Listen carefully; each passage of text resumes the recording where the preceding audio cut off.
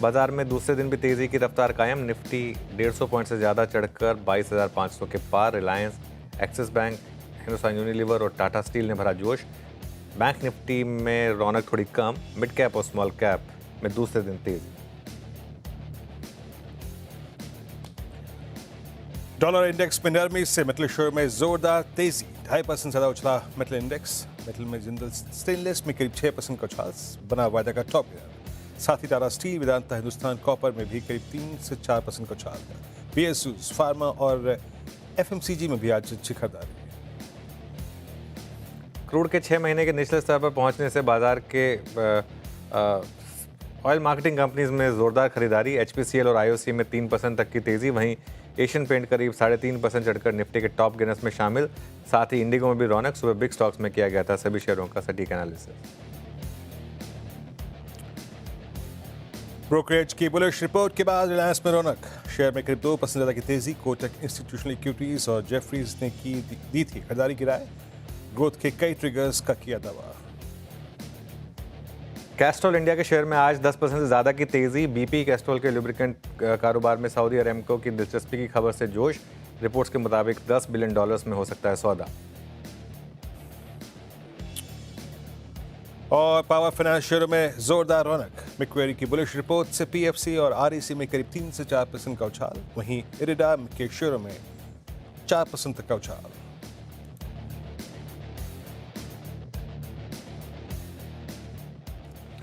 चलिए अब शो की शुरुआत करेंगे और मार्केट के लिए एक बहुत ही शानदार दिन।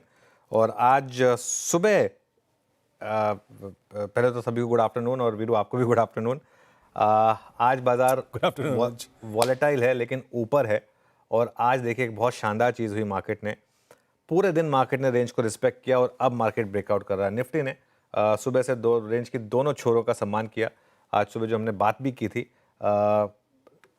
निफ्टी ने 2 ट्रेड दिया आपको। पहली सेल ट्रेड, सुबह खुलते ही सेल ट्रेड दी, वो प्ले आउट हुई।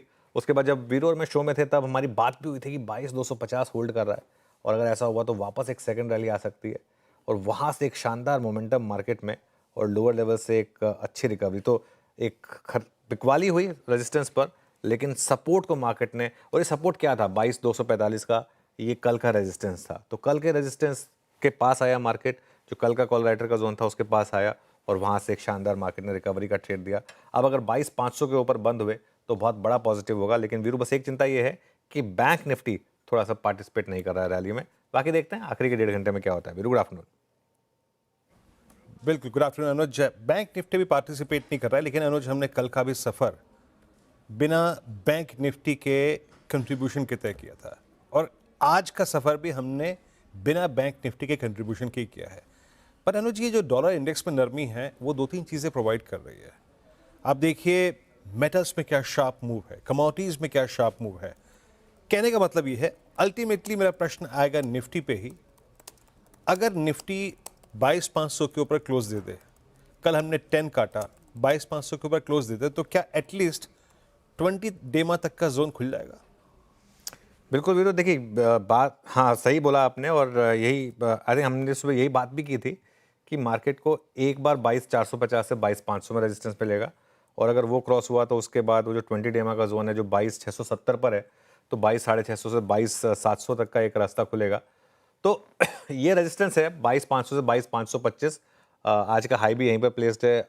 22,500 का कॉल राइटर भी 22,525 तक सेफ है, क्योंकि ऑप्शन के जो प्रीमियम होते हैं उसके हिसाब से 22,525 के ऊपर अगर आप 2:30 बजे से पहले निकलने लग गए, तब मुझे लग रहा है कि थोड़ा वो कॉल राइटर पैनिक करेगा शायद और फिर थोड़ा आपका काम आसान करेगा। और अगर ऐसा हुआ तो एक बार के लिए 22,650 तक जाने का रास्ता खुलेगा।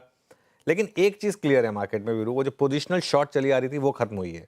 अभी अभी अगला पोजिशनल शॉट आपको मिलेगा या नहीं मिलेगा, ये लेट द मार्केट डिसाइड। अभी इंट्राडे में शॉर्ट और लॉन्ग दोनों ट्रेड दे रहा है मार्केट। आज जैसे दोनों ट्रेड दिए मार्केट ने, लॉन्ग और शॉर्ट दोनों। सपोर्ट 22,250 से 22,300 जो आज का लो भी था, और फिर 22,150। मैं फिर कह रहा हूं, लेकिन दोनों तरफ ट्रेड लें इस मार्केट में। वन वे नजरिया मत बनाइए यहां पर। और अगर निफ्टी अगर डे के हाई पर बंद हो आज फिर से, कल जैसे हमने लॉन्ग कैरी किए थे, आज फिर हम ये कहेंगे कि लॉन्ग फिर इन दैट केस कैरी करिए आप अगर डे हाई पर बंद हुए तो। और फिर इन दैट केस वो 22,670, अगर आपने 22,670 क्रॉस कर दिया और उसके ऊपर टिक गए आप, तो वो बहुत बड़ा पॉजिटिव होगा। रही बात डॉलर इंडेक्स की ना वीरू, देखिए डॉलर इंडेक्स वाला जो मामला है ना, उसमें आपको एक चीज़ समझनी होगी। एक बार डॉलर इंडेक्स दिखा दीजिए, उसमें आपको एक चीज़ समझनी होगी।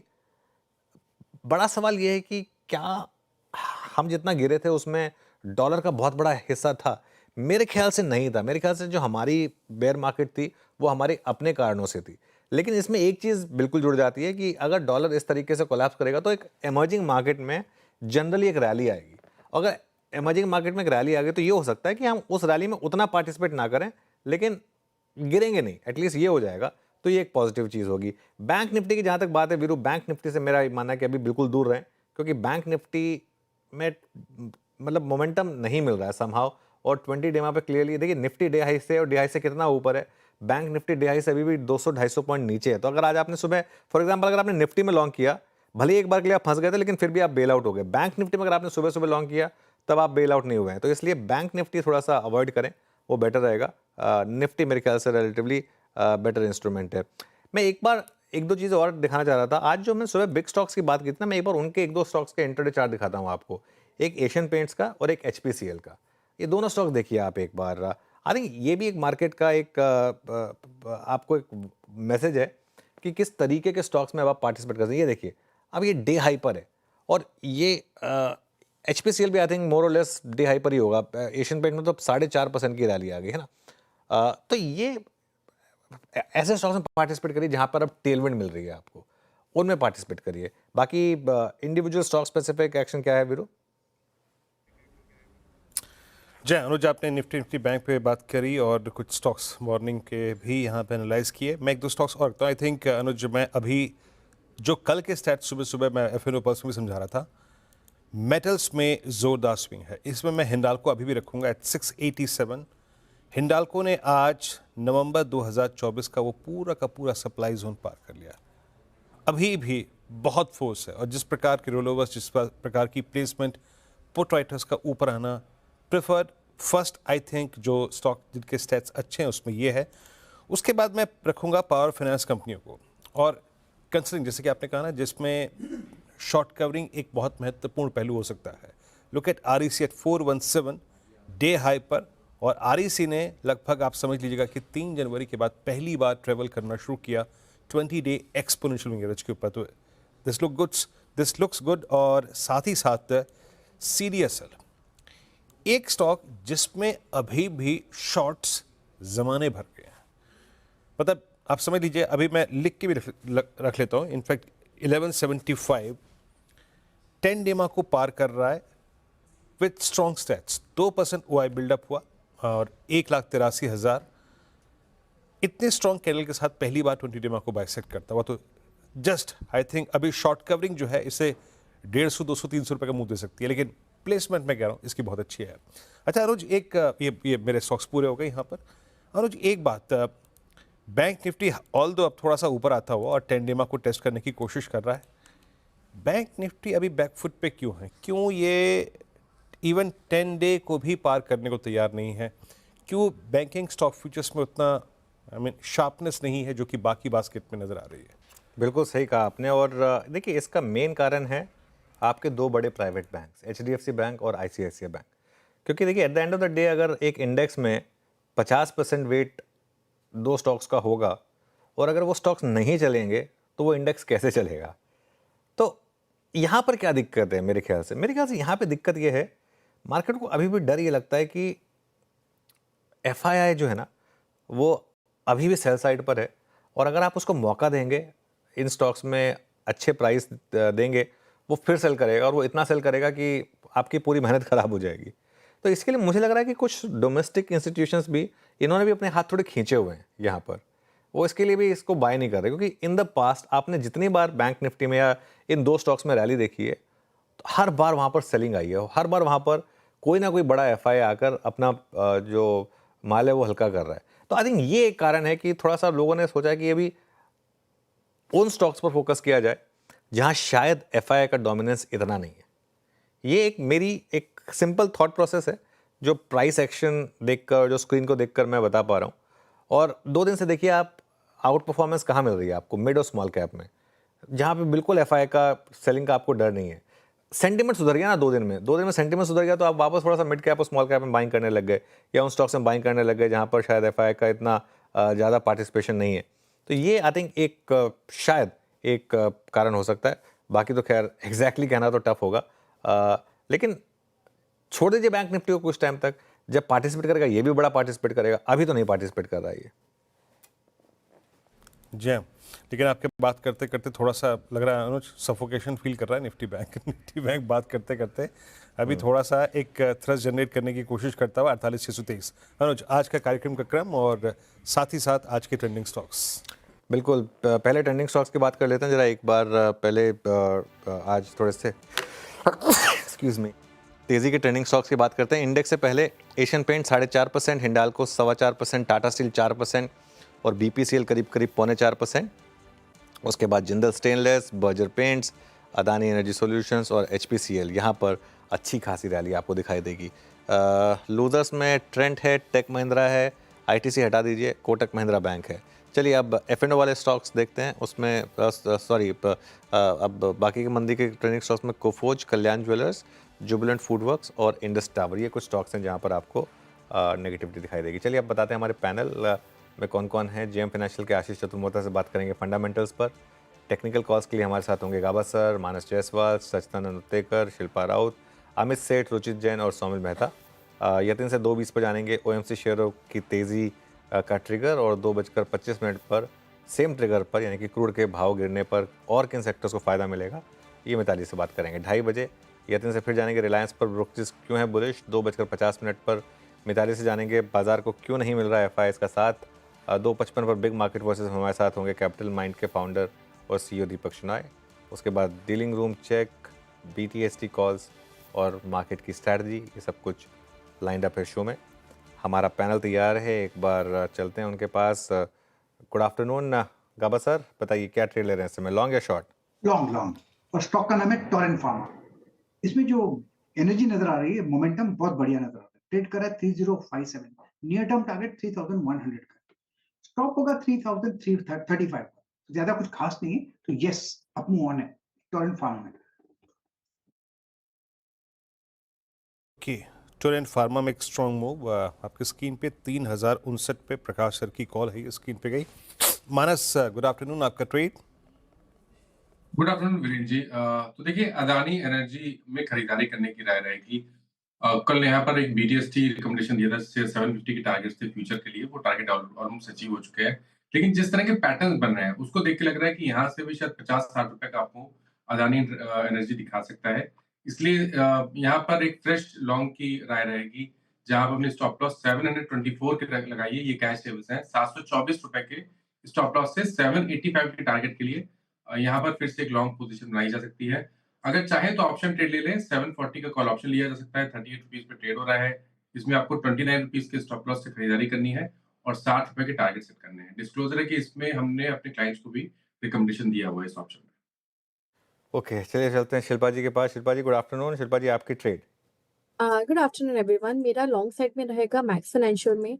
एमएफएसएल यहाँ पे एक पोजिशनल भी एक ट्रेड के लिए आप इसमें ध्यान दे सकते हैं। 1028 की तरफ ट्रेड करें फ्यूचर्स में, तो आपका स्टॉप लॉस 1010 का रहना चाहिए। यहाँ से मुझे लगता है 1065 से लेके 1080 इसके टारगेट होने चाहिए, और थोड़ा सा टाइम देंगे तो 1100 के ऊपर भी रह सकता है।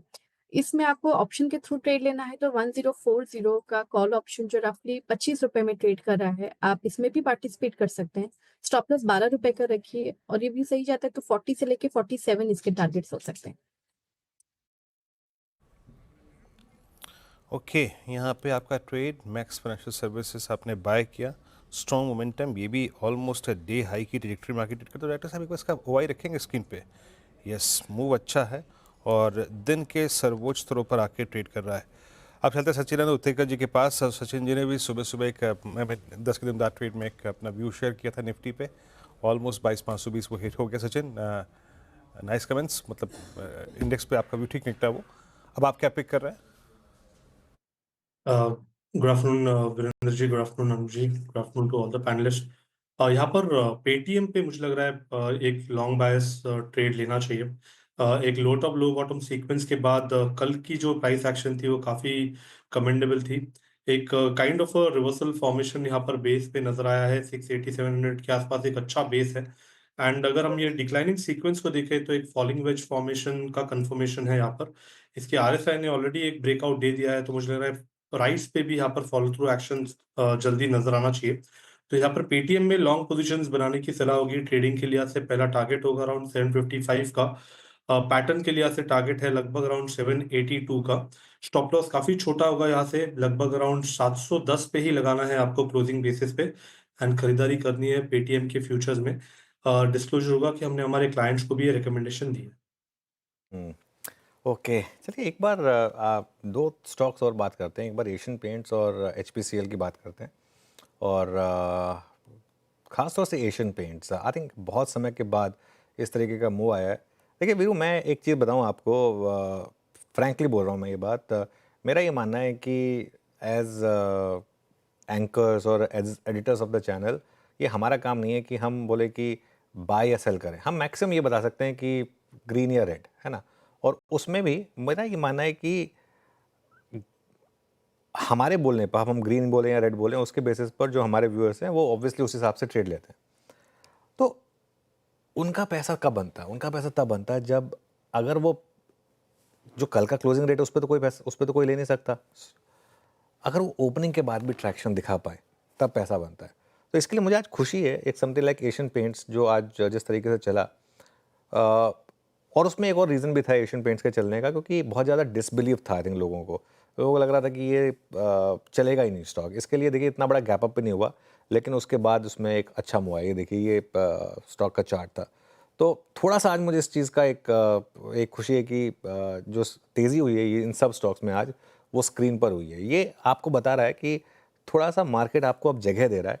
अगर आप अच्छे स्टॉक्स चुनेंगे और फंडामेंटल ट्रिगर वाले स्टॉक्स चुनेंगे तो आपको ना सिर्फ इंट्राडे में बट पोजिशनली भी कुछ स्टॉक्स में अब डिसेंट पैसा बनना शुरू होगा। इसकी उम्मीद रहेगी अब यहाँ पर। जी, एशियन पेंट्स जो सुबह आपसे कमेंट्री शेयर की गई थी, एग्जैक्टली उसी के अगर आप देखें प्रोपोर्शनेटली इन स्टॉक्स में तेज़ी है। अच्छा सचिन, सिंस आज हमारे पास क्रूड एक बहुत बड़ा एडवांटेज था, आपने आपके हाउस में क्या व्यू लिया गया है क्रूड पर, plus considering this I think crude, अब किन किन स्टॉक्स को आप चेस कर रहे हैं? अभी आपने एशियन पेंट्स पर उसको सुना भी, आप क्या क्या चेस कर रहे हैं और आपकी इस वक्त लिस्ट ऑफ स्टॉक्स में क्या क्या अपीयर हो रहा है जो क्लाइंट से भी सिमिलर नोट पे व्यू शेयर किया गया है?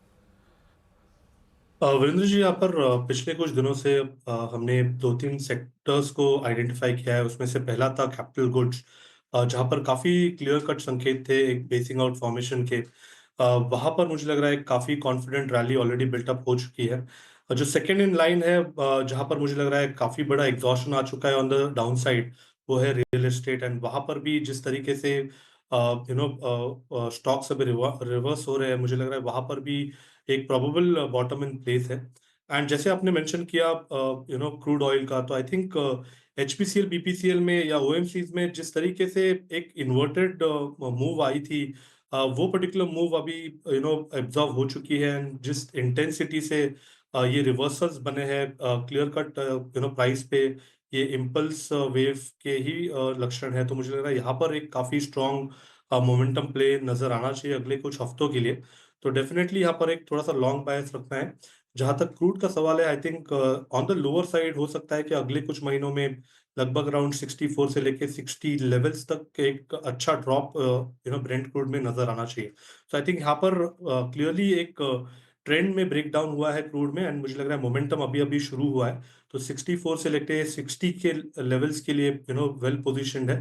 तो उसकी वजह से मुझे लग रहा है इन पर्टिकुलर स्टॉक्स पे जरूर नजर रखनी चाहिए। चलिए बाकी की ट्रेड्स पूरी करते हैं। एक्चुअली काफ़ी ट्रेड्स रह गई हैं।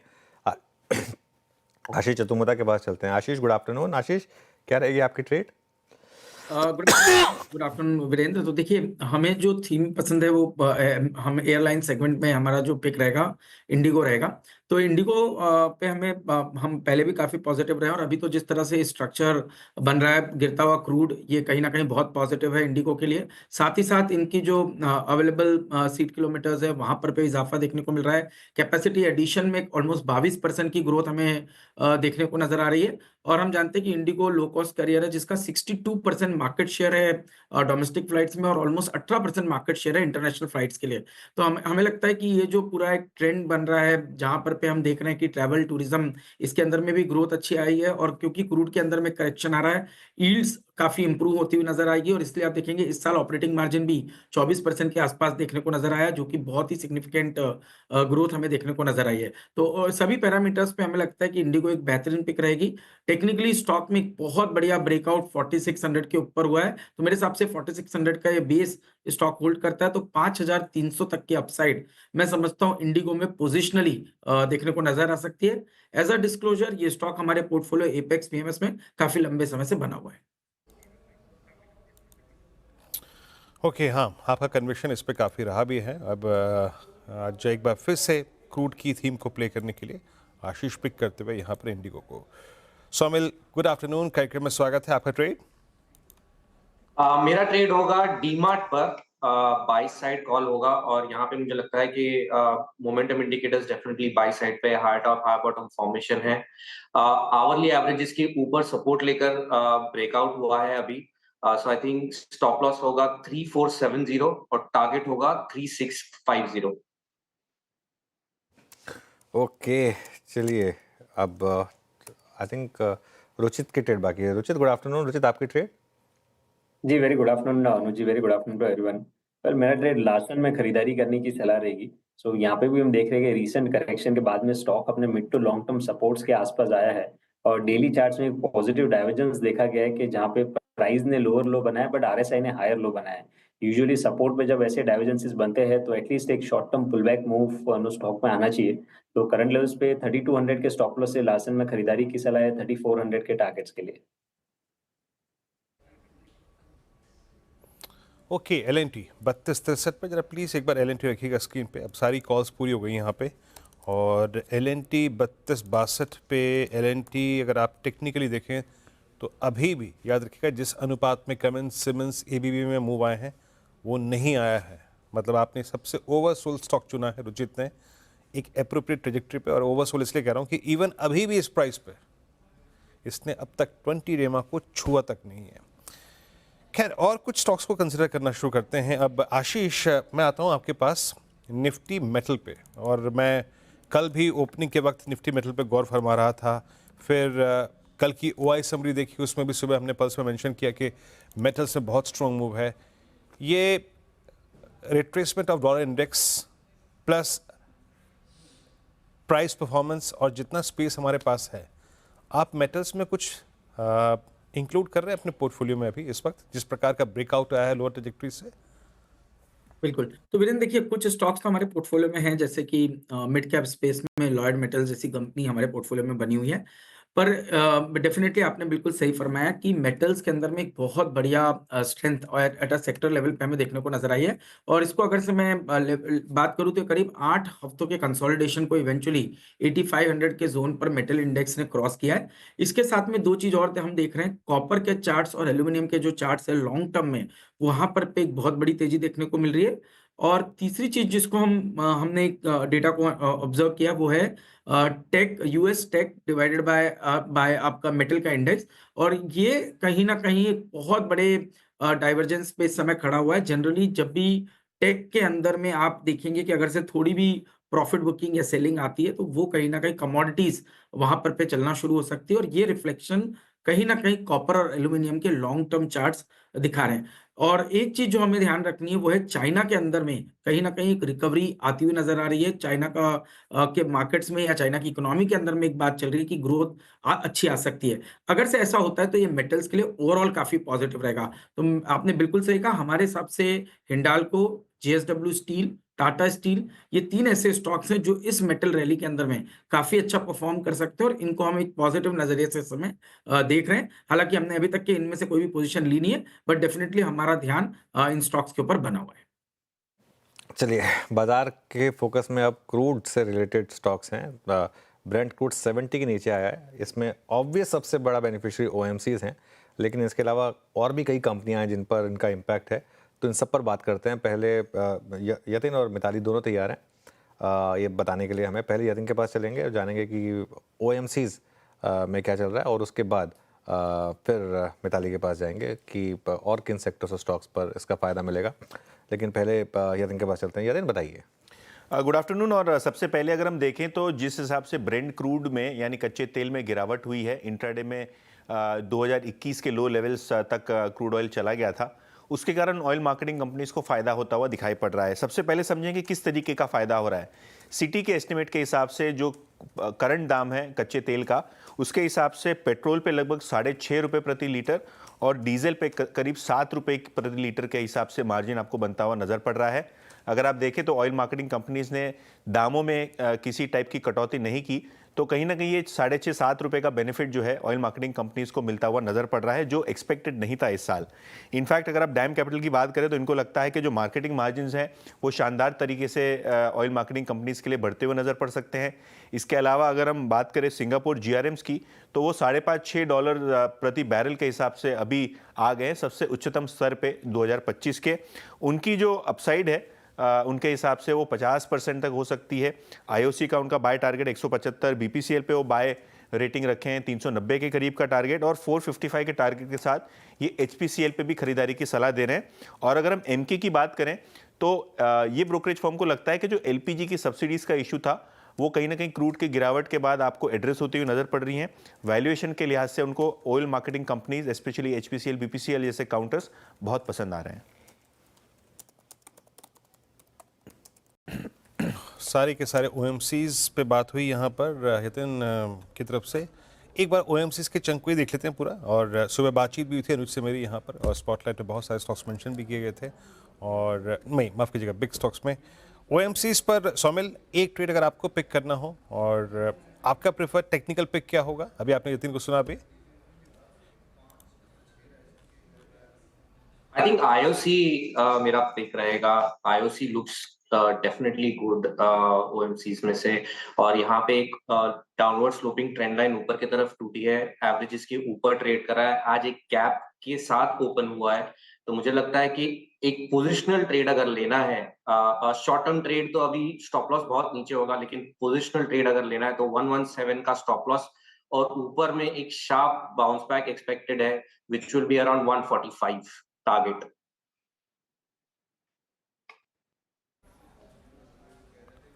ओके, IOC आपका 125-72 पे एक स्ट्रॉन्ग कन्विक्शन कॉल है। अभी आपने यतिन को भी सुना, हाउस व्यूज प्लस एक टेक्निकल व्यू ले लिया यहाँ पे।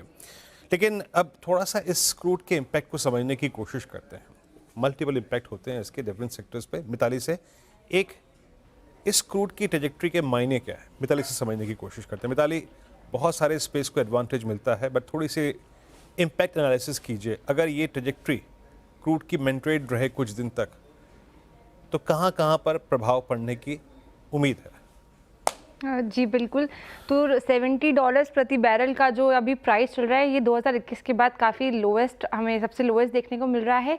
OMCs का फ़ायदा तो यतिन सर ने समझाया ही, लेकिन पेंट इंडस्ट्रीज़, टायर इंडस्ट्रीज़ और एविएशन इंडस्ट्रीज़ भी ऐसे सेगमेंट्स हैं जिसको इसका इफेक्ट, कम प्राइसेस का इफेक्ट के कारण हमें ऑपरेटिंग मार्जिन्स में बूस्ट देखने को मिल सकता है।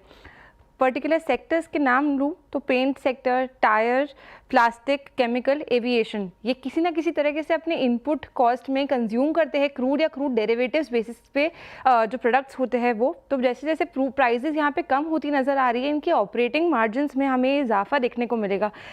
सेक्टर स्पेसिफिक अगर बात करें तो टायर सेक्टर की बात करना चाहूँगी। टायर मैन्युफैक्चरिंग जो है वो हेविली डिपेंड करती है क्रूड डेरिवेटिव्स पर, पर्टिकुलरली रबर, कार्बन ब्लैक और नायलॉन कॉर्ड फैब्रिक जो होता है वो क्रूड से ही बनता है।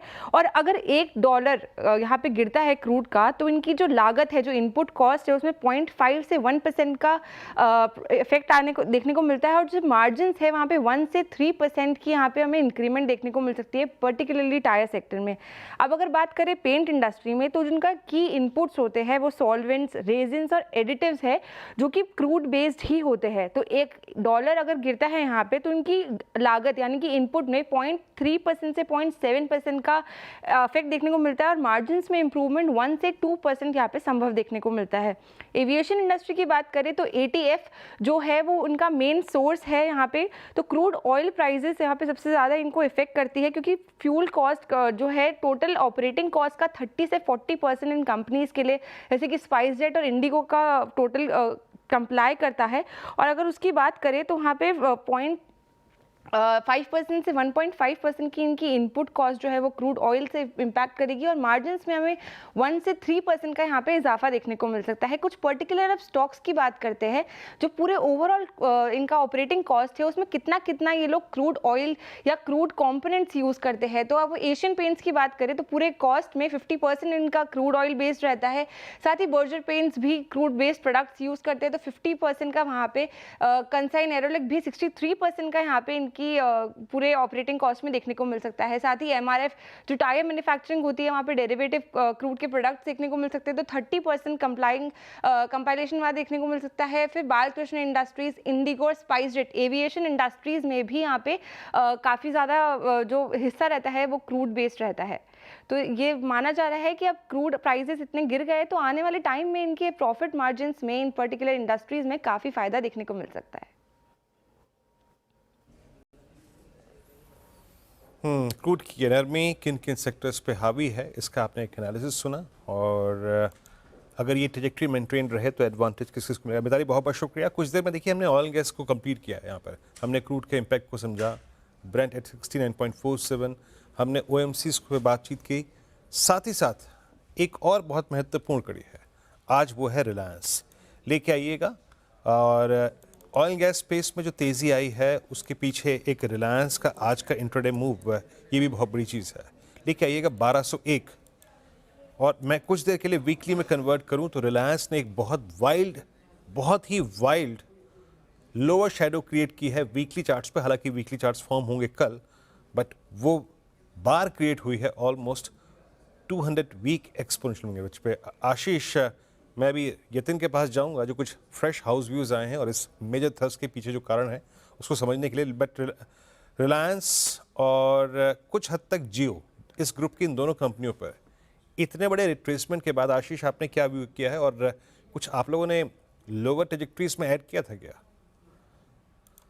तो देखिए वीरेंद्र, रिलायंस में जो करेक्शन है वो काफी स्टीप रहा। हमने देखा 1600 रुपए से स्टॉक 1200 की ट्रेजेक्टरी में आया, और इसके पर हमें जो लगता है कि करंट लेवल्स पर हमें 2-3 चीज देखनी चाहिए। एक कि रिलायंस का जो रिटेल बिजनेस है उसके वैल्यूएशन को जब हम सम ऑफ द पार्ट्स देखते हैं तो पहला वो वैल्यूएशन बहुत ही कंफर्टेबल जोन में है, और उस हिसाब से हमें लगता है कि ये जो रिलायंस का जो आज का वैल्यूएशन है उसके अंदर में काफी बड़ा हिस्सा सिर्फ रिटेल के बिजनेस से कंट्रीब्यूशन हो सकता है। दूसरा, आरपू जो है वो बढ़ रहे हैं, तो उसका बेनिफिट डेफिनेटली जियो के बिजनेस को मिलेगा, और इवेंचुअली जब डीमर्जर होगा तो ये बहुत बड़ी एक वैल्यू अनलॉकिंग वहां पर पे देखने को मिलेगी। और तीसरी बात जो हमें लगता है कि जो OTC बिजनेस है, O2C बिजनेस है, वहां पर पे भी ऑयल टू केमिकल्स बिजनेस के अंदर में भी मार्जिन में इंप्रूवमेंट आता हुआ देखने को नजर आएगा। तो ये तीनों चीजों को जब आप कंबाइन करते हैं तो आप देखते हैं कि ये जो प्राइस पॉइंट है ये बहुत अच्छी डीप वैल्यू इस समय पे ऑफर कर रहा है, और मेरे हिसाब से करंट लेवल्स पर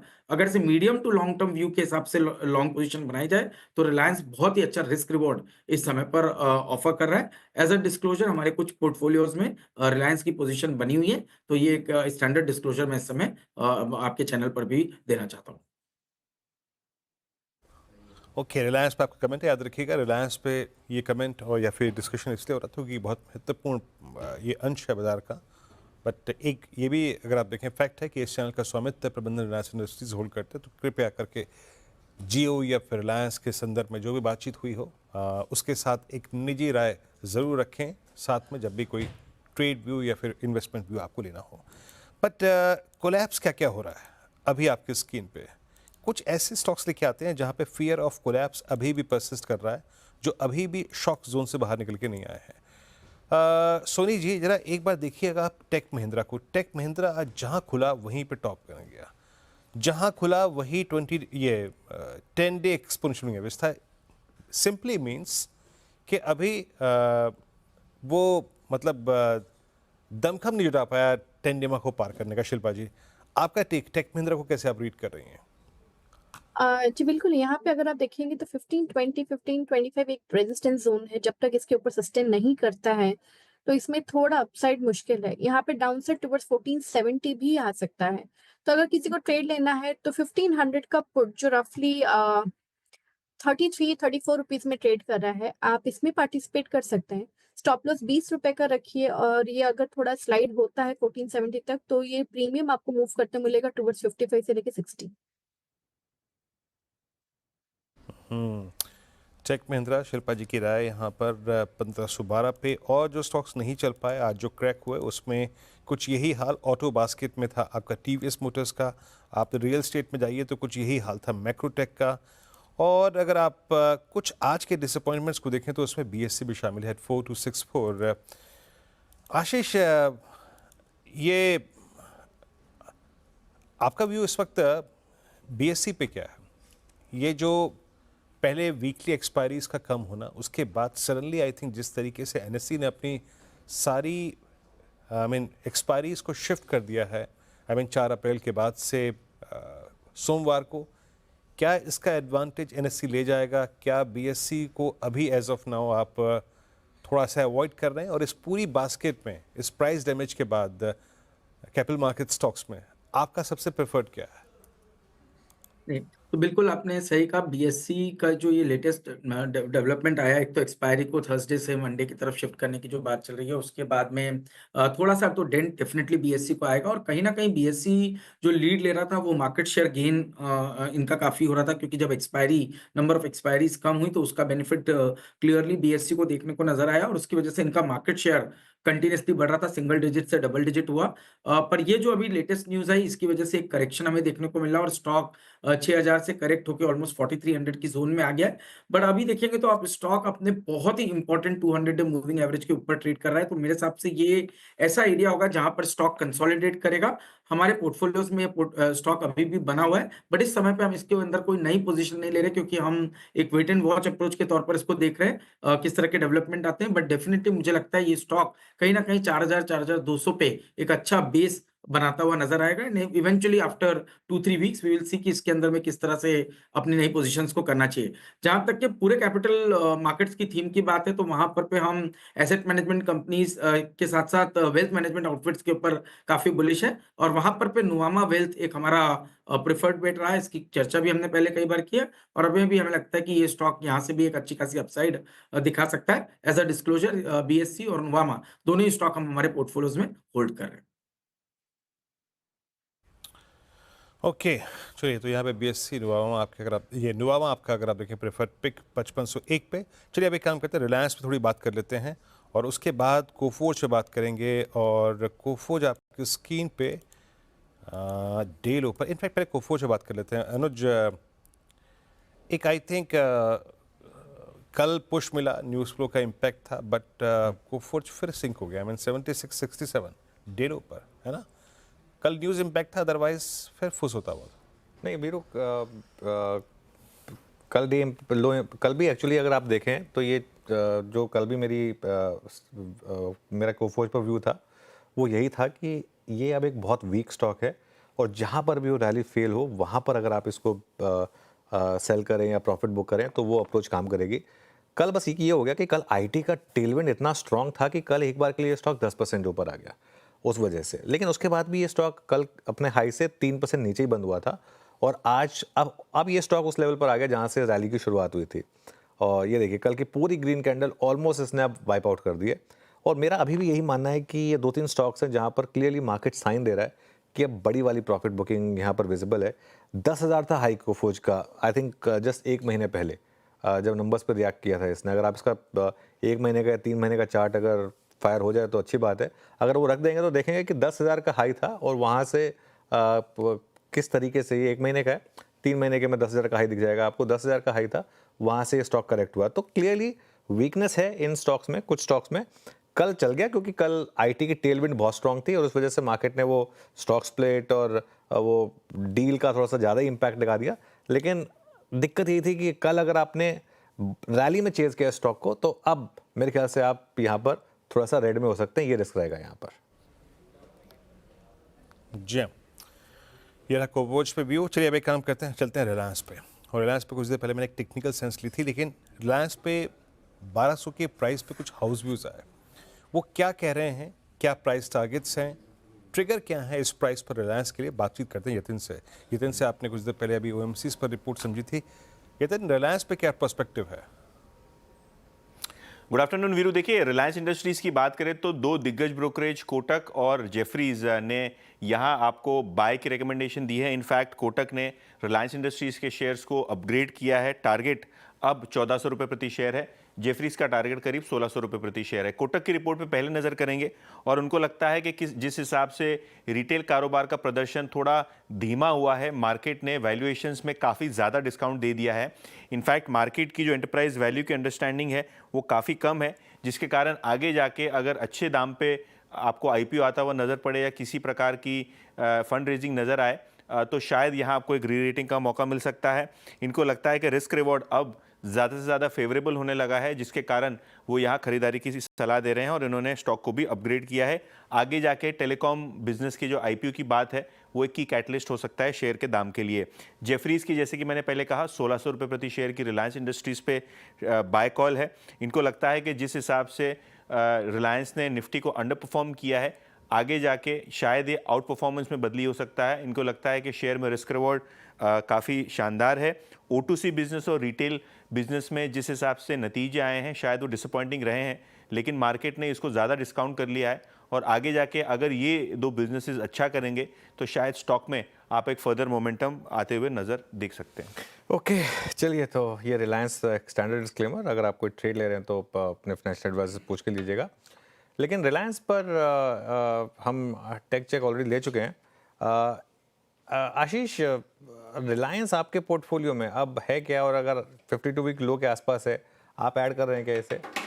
बिल्कुल, तो जैसे भी मैंने कहा अनुज की स्टॉक एक 1600 रुपए के ऑल टाइम हाई के बाद ऑलमोस्ट 1200 की रेंज में मिल रहा है और बहुत ही एक डीप डिस्काउंट इस समय पे देखने को नजर आ रहा है। जब हम सम ऑफ द पार्ट्स इसको वैल्यू करते हैं, रिटेल बिजनेस का वैल्यूएशन जिस लेवल पर जब उसके अंदर में हमने देखा था फंड रेज हुआ था, तो उस वैल्यूएशन के हिसाब से देखेंगे तो बहुत ही अट्रैक्टिव वैल्यूएशन वहां पर नजर आ रहा है। जियो के अंदर में आप देख रहे हैं जो आईपीओ आने की बात होगी और आरपूस के अंदर में एक अच्छी ग्रोथ हो रही है। तो ये सबको ध्यान में रखते हुए हमें लगता है कि ये बहुत ही अच्छा एंट्री पॉइंट रिलायंस के लिए साबित हो सकता है। हमारे कुछ पोर्टफोलियोज में स्टॉक है और मुझे लगता है कि यस, ये ऐसा एरिया है जहां पर इसको इसके अंदर में एवरेज करने से हमें लगता है कि बहुत ही अच्छा रिस्क रिवॉर्ड यहाँ पर बनता हुआ नजर आएगा। एज अ डिस्क्लोजर, रिलायंस हमारे पोर्टफोलियोज में बना हुआ है। मीनवाइल निफ्टी अब डे हाई पर 22,525 और एक बार निफ्टी का metals index, Nifty metals index देखते हैं, क्योंकि यहाँ पर अब मोमेंटम काफ़ी स्ट्रांग है और ये इंडेक्स अब करीब 3.25% ऊपर। चलिए, एक काम करते हैं, एक और रिपोर्ट की बात करते हैं। बैंक ऑफ अमेरिका भारतीय बाज़ारों पर बुलिश है। बोफा की भारतीय बाज़ार पर क्या है रिपोर्ट और कौन से शेयर हैं पसंद, ये बताने के लिए जोड़ते हैं श्रेया को। श्रेया, गुड आफ्टरनून, बताइए। बैंक ऑफ अमेरिका ने इंडियन मार्केट पर अपनी रिपोर्ट निकाली है और ये रिपोर्ट बुलिश नजर आ रही है। देखिए, बोफा सिक्योरिटीज का मानना है कि निफ्टी जिस वैल्यूएशन पे अभी ट्रेड कर रहा है वो काफी ज्यादा अट्रैक्टिव है। उनका मानना है कि निफ्टी से आप इस साल 14% का रिटर्न एक्सपेक्ट कर सकते हैं। साथ ही दिसंबर 2025 यानी कि इस साल के अंत तक निफ्टी 25,000 के स्तर को छू सकता है। लेकिन कहां आपको कॉशियस रहना है, तो स्मॉल कैप और मिड कैप में आपको सतर्क रहने की भी सलाह है। कुछ ऐसे स्टॉक्स भी बताए उन्होंने निफ्टी 50 से जहां पे उनको अच्छे खासे अपसाइड पोटेंशियल दिखते हैं। अभी आपके स्क्रीन पर आएगा, देखिए HDFC लाइफ और महिंद्रा में उनको 40% से ज्यादा का अपसाइड पोटेंशियल नजर आ रहा है। साथ ही भारतीय एयरटेल और L&T पर भी आपको बेट लगाने की सलाह है। यहाँ पे देखिए 30% के करीब अपसाइड पोटेंशियल उनको नजर आ रहा है। इसके अलावा अगर आप देखें तो टाइटन, एक्सिस बैंक में 29% का अपसाइड पोटेंशियल। साथ ही आप श्रीराम फाइनेंस और इन्फोसिस को भी ऐड कर सकते हैं। 26% का अपसाइड पोटेंशियल इस दोनों पर्टिकुलर काउंटर्स में बोफा को नजर आ रहा है। इसके अलावा कुछ और ऐसे स्टॉक्स हैं जहां पर बेट लगानी चाहिए, उनमें शामिल है आईसीआईसीआई बैंक, डिविज लैब। 24% का अपसाइड पोटेंशियल यहां पे दिख रहा है। आइशर में देखिए 6000 का टारगेट प्राइस रखा है, 22% का अपसाइड पोटेंशियल बोफा को यहाँ पे नजर आता हुआ। और बजाज फाइनेंस देखेंगे आप तो 9350 का टारगेट प्राइस दिया है, 9% का अपसाइड पोटेंशियल बजाज फाइनेंस में बोफा को नजर आ रहा है। तो ये कुछ ऐसे काउंटर्स जहां पर आप नजर बना के रख सकते हैं, लेकिन 25000 के टारगेट के लिए भी निफ्टी पे बुलिश नजर आ रहे हैं बोफा। श्रेया, शुक्रिया। बैंक ऑफ अमेरिका की जो बाय कॉल्स थी और जो कंस्ट्रक्टिव व्यू है आपने शेयर किए। मीनवाइल निफ्टी में तेज़ी बढ़ती हुई और प्रेशर में आता हुआ अब 22,500 का कॉल आइटर फाइनली अगर आप देखें वो भी थोड़ा सा प्रेशर में है। Nifty day high, Nifty bank again 10 डेमा के ऊपर आके ट्रेड करता हुआ और अच्छा मूव। इस बीच अमित सेठ हमारे साथ जुड़ चुके हैं। Amit, good afternoon. आपका ट्रेड इस वक्त का? जी good afternoon Virendra ji, good afternoon Anuj ji and everybody on the panel. Virendra ji, मेरा इस समय का ट्रेड रहेगा जीएसडब्ल्यू स्टील। जीएसडब्ल्यू स्टील का स्ट्रक्चर काफी स्ट्रॉन्ग है। कल के सत्र में हमने एक strong bullish price action candle देखी थी back by volumes. Relative strength इस काउंटर का शुरू से ही स्ट्रॉन्ग रहा है और आज के सत्र में भी हम फॉलो अप स्ट्रेंथ यहाँ पे देख रहे हैं। तो जीएसडब्ल्यू बाय करें। स्टॉप लॉस रहेगा 997 रुपीज का और टारगेट्स रहेंगे 1050 के। मैं कर जीएसडब्ल्यू स्टील 1013 पे आपका buy call strong move generate करता हुआ और ट्रेड्स पूरे हो गए। यहाँ पे एक काम करते हैं, अब 4 का चौका जो है ना वो उसका क्रम भी आपके साथ शेयर कर देते हैं और 4 ट्रेड्स आपका इंतज़ार कर रहे हैं। पहला ट्रेड सस्ता ऑप्शन, शिल्पा जी सोचने से आएगा आज का सस्ता option trade. FNO superstar Sachin ji pick करेंगे आज का ट्रेड और 4 के चमत्कार मानस जायसवाल और मिड के फंडा आशीष चतुर्मुता। शुरुआत करते हैं इस क्रम की। शिल्पा जी, क्या पिक कर रही हैं आप आज सस्ता ऑप्शन? जी बिल्कुल वीरेंद्र जी, सस्ता ऑप्शन रहेगा आयशर मोटर्स पे। आयशर मोटर्स 5000 के ऊपर सस्टेन कर रहा है जो बहुत पॉजिटिव है। यहाँ पे इसके नेक्स्ट टारगेट्स टुवर्ड्स 5350 के हैं, थोड़ा पोजिशनल। तो 5100 का कॉल ऑप्शन जो रफली 107 रुपीज में ट्रेड कर रहा है, आप इसमें पार्टिसिपेट कीजिए। स्टॉप लॉस 80 का रहेगा। पहला टारगेट रहेगा 145 का, इसके ऊपर सस्टेन होता है तो 170 से लेके 185 के भी नेक्स्ट टारगेट आएंगे। अब चलते हैं सचिन के पास। सचिन बताइए आपने क्या पिक किया? अनुज जी, मुझे लग रहा है यहाँ पर next momentum I think Nifty bank में अनफोल्ड होना चाहिए एंड वहाँ पर मुझे लग रहा है एचडीएफसी बैंक का कंट्रीब्यूशन काफ़ी सिग्निफिकेंट होगा। सो 49,000 के लेवल को पार करने के लिए मुझे लग रहा है एचडीएफसी बैंक में 1740 तक की एक मूव बननी चाहिए। तो यहाँ पर लॉन्ग पोजीशंस बनाने की सलाह होगी। 1690 तक अगर डिक्लाइन मिलता है तो खरीदारी जरूर कीजिए। स्टॉप लॉस आपको 1682 पे लगाना है। पहला टारगेट होगा अराउंड 1734 का, सेकंड टारगेट होगा अराउंड 1750 का। खरीदारी करनी है एचडीएफसी बैंक की फ्यूचर्स में। चलिए, तो एचडीएफसी बैंक के भी मुरीद हैं इस ज़माने में। इस वक्त 1696 पर आपका एक बाय कॉल आ गया है पे एचडीएफसी बैंक पे। That's good for Nifty Bank. Manas, आपका ट्रेड 4 का चमत्कार? देखिए, 4 के चमत्कार के लिए एशियन पेंट्स में खरीदारी करने की राय रहेगी। एशियन पेंट्स ने आज अपने 20 और 10 डे मूविंग एवरेज को रिगेन कर लिया है। एक प्राइस ब्रेकआउट भी देखने को मिला है। तो करंट लेवल्स पे एशियन पेंट्स पे खरीदारी करने की राय रहेगी। स्टॉप लॉसेस 2239 के रहेंगे। 2239 के स्टॉप लॉस से खरीदारी करेंगे और टारगेट आपके 2335 तक के पॉसिबल हैं। ये कैश लेवल्स हैं। अगर चाहे तो ऑप्शन ट्रेड भी लिया जा सकता है। 2300 वाला कॉल ऑप्शन जो 34 रुपए पे 34 रुपीज पे ट्रेड हो रहा है, इसमें आपको 24 के स्टॉप लॉस से खरीदारी करनी है और इस ऑप्शन में 60 रुपए के टारगेट करना है। ओके, चलते हैं आशीष चतुर्मुता के पास। आशीष बताइए आपका मिड कैप फंडा? अनुज, हमें जो स्टॉक पसंद है वो है हॉस्पिटल सेगमेंट से और हमने इसकी चर्चा पहले भी की है। स्टॉक है मेदांता यानी कि ग्लोबल हेल्थ लिमिटेड। ये कंपनी हमें काफ़ी पसंद है। पहले तो मैं इसके टेक्निकल लेवल्स की बात करूँ तो स्टॉक में मंथली चार्ट्स पर एक बहुत ही बढ़िया ब्रेकआउट देखने को नजर आया और बहुत अच्छे वॉल्यूम्स के साथ ये रैली हमें देखने को नजर आ रही है। 1190 से 1200 का जो जोन है वो बहुत बढ़िया एक सपोर्ट जोन है। तो ये लेवल्स अगर से स्टॉक होल्ड करता है तो 1450 तक की ट्रेजेक्ट्री हमें लगता है कि ग्लोबल हेल्थ यानी कि मेदांता के स्टॉक में देखने को नजर आएगी। अब जहां तक वैल्यूएशन का सवाल है तो आप देखेंगे ये जो हॉस्पिटल है ये हमें 35 टाइम्स ईवी एबिटा पे ट्रेड करता हुआ मिल रहा है, जबकि इसका जो पीक में आप देखेंगे तो ऑलमोस्ट 46 टाइम्स ईवी एबिटा पे स्टॉक ट्रेड करता था। ये 5 की मार्केट्स के अंदर में ऑपरेट कर रहा है, गुड़गांव, इंदौर, रांची, लखनऊ और पटना। और ये बहुत ही एक डेंसली पॉपुलेटेड एरियाज हैं जहां पर पे हॉस्पिटल खोल रहे हैं, तो इनके जो टोटल कैपेसिटी है वो ऑलमोस्ट 3000 बेड्स की है और आने वाले 3 साल में 950 बेड्स की कैपेसिटी और ऐड कर रहे हैं, यानी कि मोटा मोटी 30% इंक्रीमेंटल कैपेसिटी एडिशन यहाँ पर देखने को नजर आ रहा है। एवरेज रेवेन्यू पर ऑपरेटिंग बेड जो है वो क्लोज टू 63,000 के आसपास है, जो कि एवरेजेस से बेहतर है और हमें लगता है कि इनका जो केपेक्स है वो काफी हद तक के जो पुराना केपेक्स है वो हो चुका है और अब कहीं ना कहीं उसके जो टर्नओवर में या टॉप लाइन में उसका इम्पैक्ट दिखना को नजर आएगा। तो हमें लगता है कि ये जो स्टॉक है बहुत ही बढ़िया प्रॉक्सी प्ले हो सकता है इस पूरे हेल्थ केयर सेगमेंट को प्ले करने के लिए और हमारे एज अ डिस्क्लोजर ये हमारे पोर्टफोलियो एपेक्स पीएमएस में भी बना हुआ है। ओके, ग्लोबल हेल्थ 4 ट्रेड्स हमने पिक किए यहाँ पे। सस्ता ऑप्शन शिल्पा जी के सदन से आया था, पहला ट्रेड पिक किया गया और वो रही आज आयशर मोटर्स की 51 सौ की कॉल, 80 का यहाँ पर स्टॉप लॉस, 145 का लक्ष्य है। दूसरा ट्रेड आया सचिन जी के सदन से HDFC बैंक एट 1696, उन्होंने बाय कॉल दी, 1698 नाउ, 1734 1750 का लक्ष्य है। मानस ने पिक किया 4 का चमत्कार, उनका ट्रेड रहा यहाँ पर एशियन पेंट्स और आशीष ने पिक किया ग्लोबल हेल्थ, वो हेल्थ केयर स्पेस में गए और ये जाना माना नाम भी है डेरी NCR का और ग्लोबल हेल्थ। लेकिन हेल्थ की बात आई जब, तो ये थी बात आपके शरीर की, लेकिन जब आती है पोर्टफोलियो को एक मजबूत, कहीं ना कहीं मजबूती देने की, एक हेल्दी पोर्टफोलियो, उसके भी कुछ मापदंड होते हैं, उसके कुछ पैमाने होते हैं और ये पैमाने हमने तय किए थे पिछली बार जब हमने गुरुकुल में, मार्केट गुरुकुल में चर्चा की थी। उसमें फंडामेंटल विशेषज्ञ थे आशीष हमारे साथ, जो इस बार भी रहेंगे। आशीष, बहुत खूबसूरती से हमने उस सेशन में वो लोग जो खुद अपने पोर्टफोलियो पर, अपनी रिसर्च पर काम करते हैं, उसके बाद स्टॉक्स ऐड करते हैं, कुछ हमने यार्डस्टिक्स, कुछ मापदंड तय किए थे। थोड़ा सा और उस पर बात करते हैं जो इस बार भी गुरुकुल में हम डिस्कस करेंगे। थोड़ा सा प्रकाश डालेंगे उस पर, अपने उन बिंदुओं पे। बिल्कुल बिल्कुल। तो हम वीरेंद्र हमेशा कहते हैं कि हमारी जो अप्रोच है वो FTPM अप्रोच है, जिसको हम कहते हैं फंडामेंटल, टेक्निकल्स, मार्केट डायनामिक्स और साइकोलॉजी।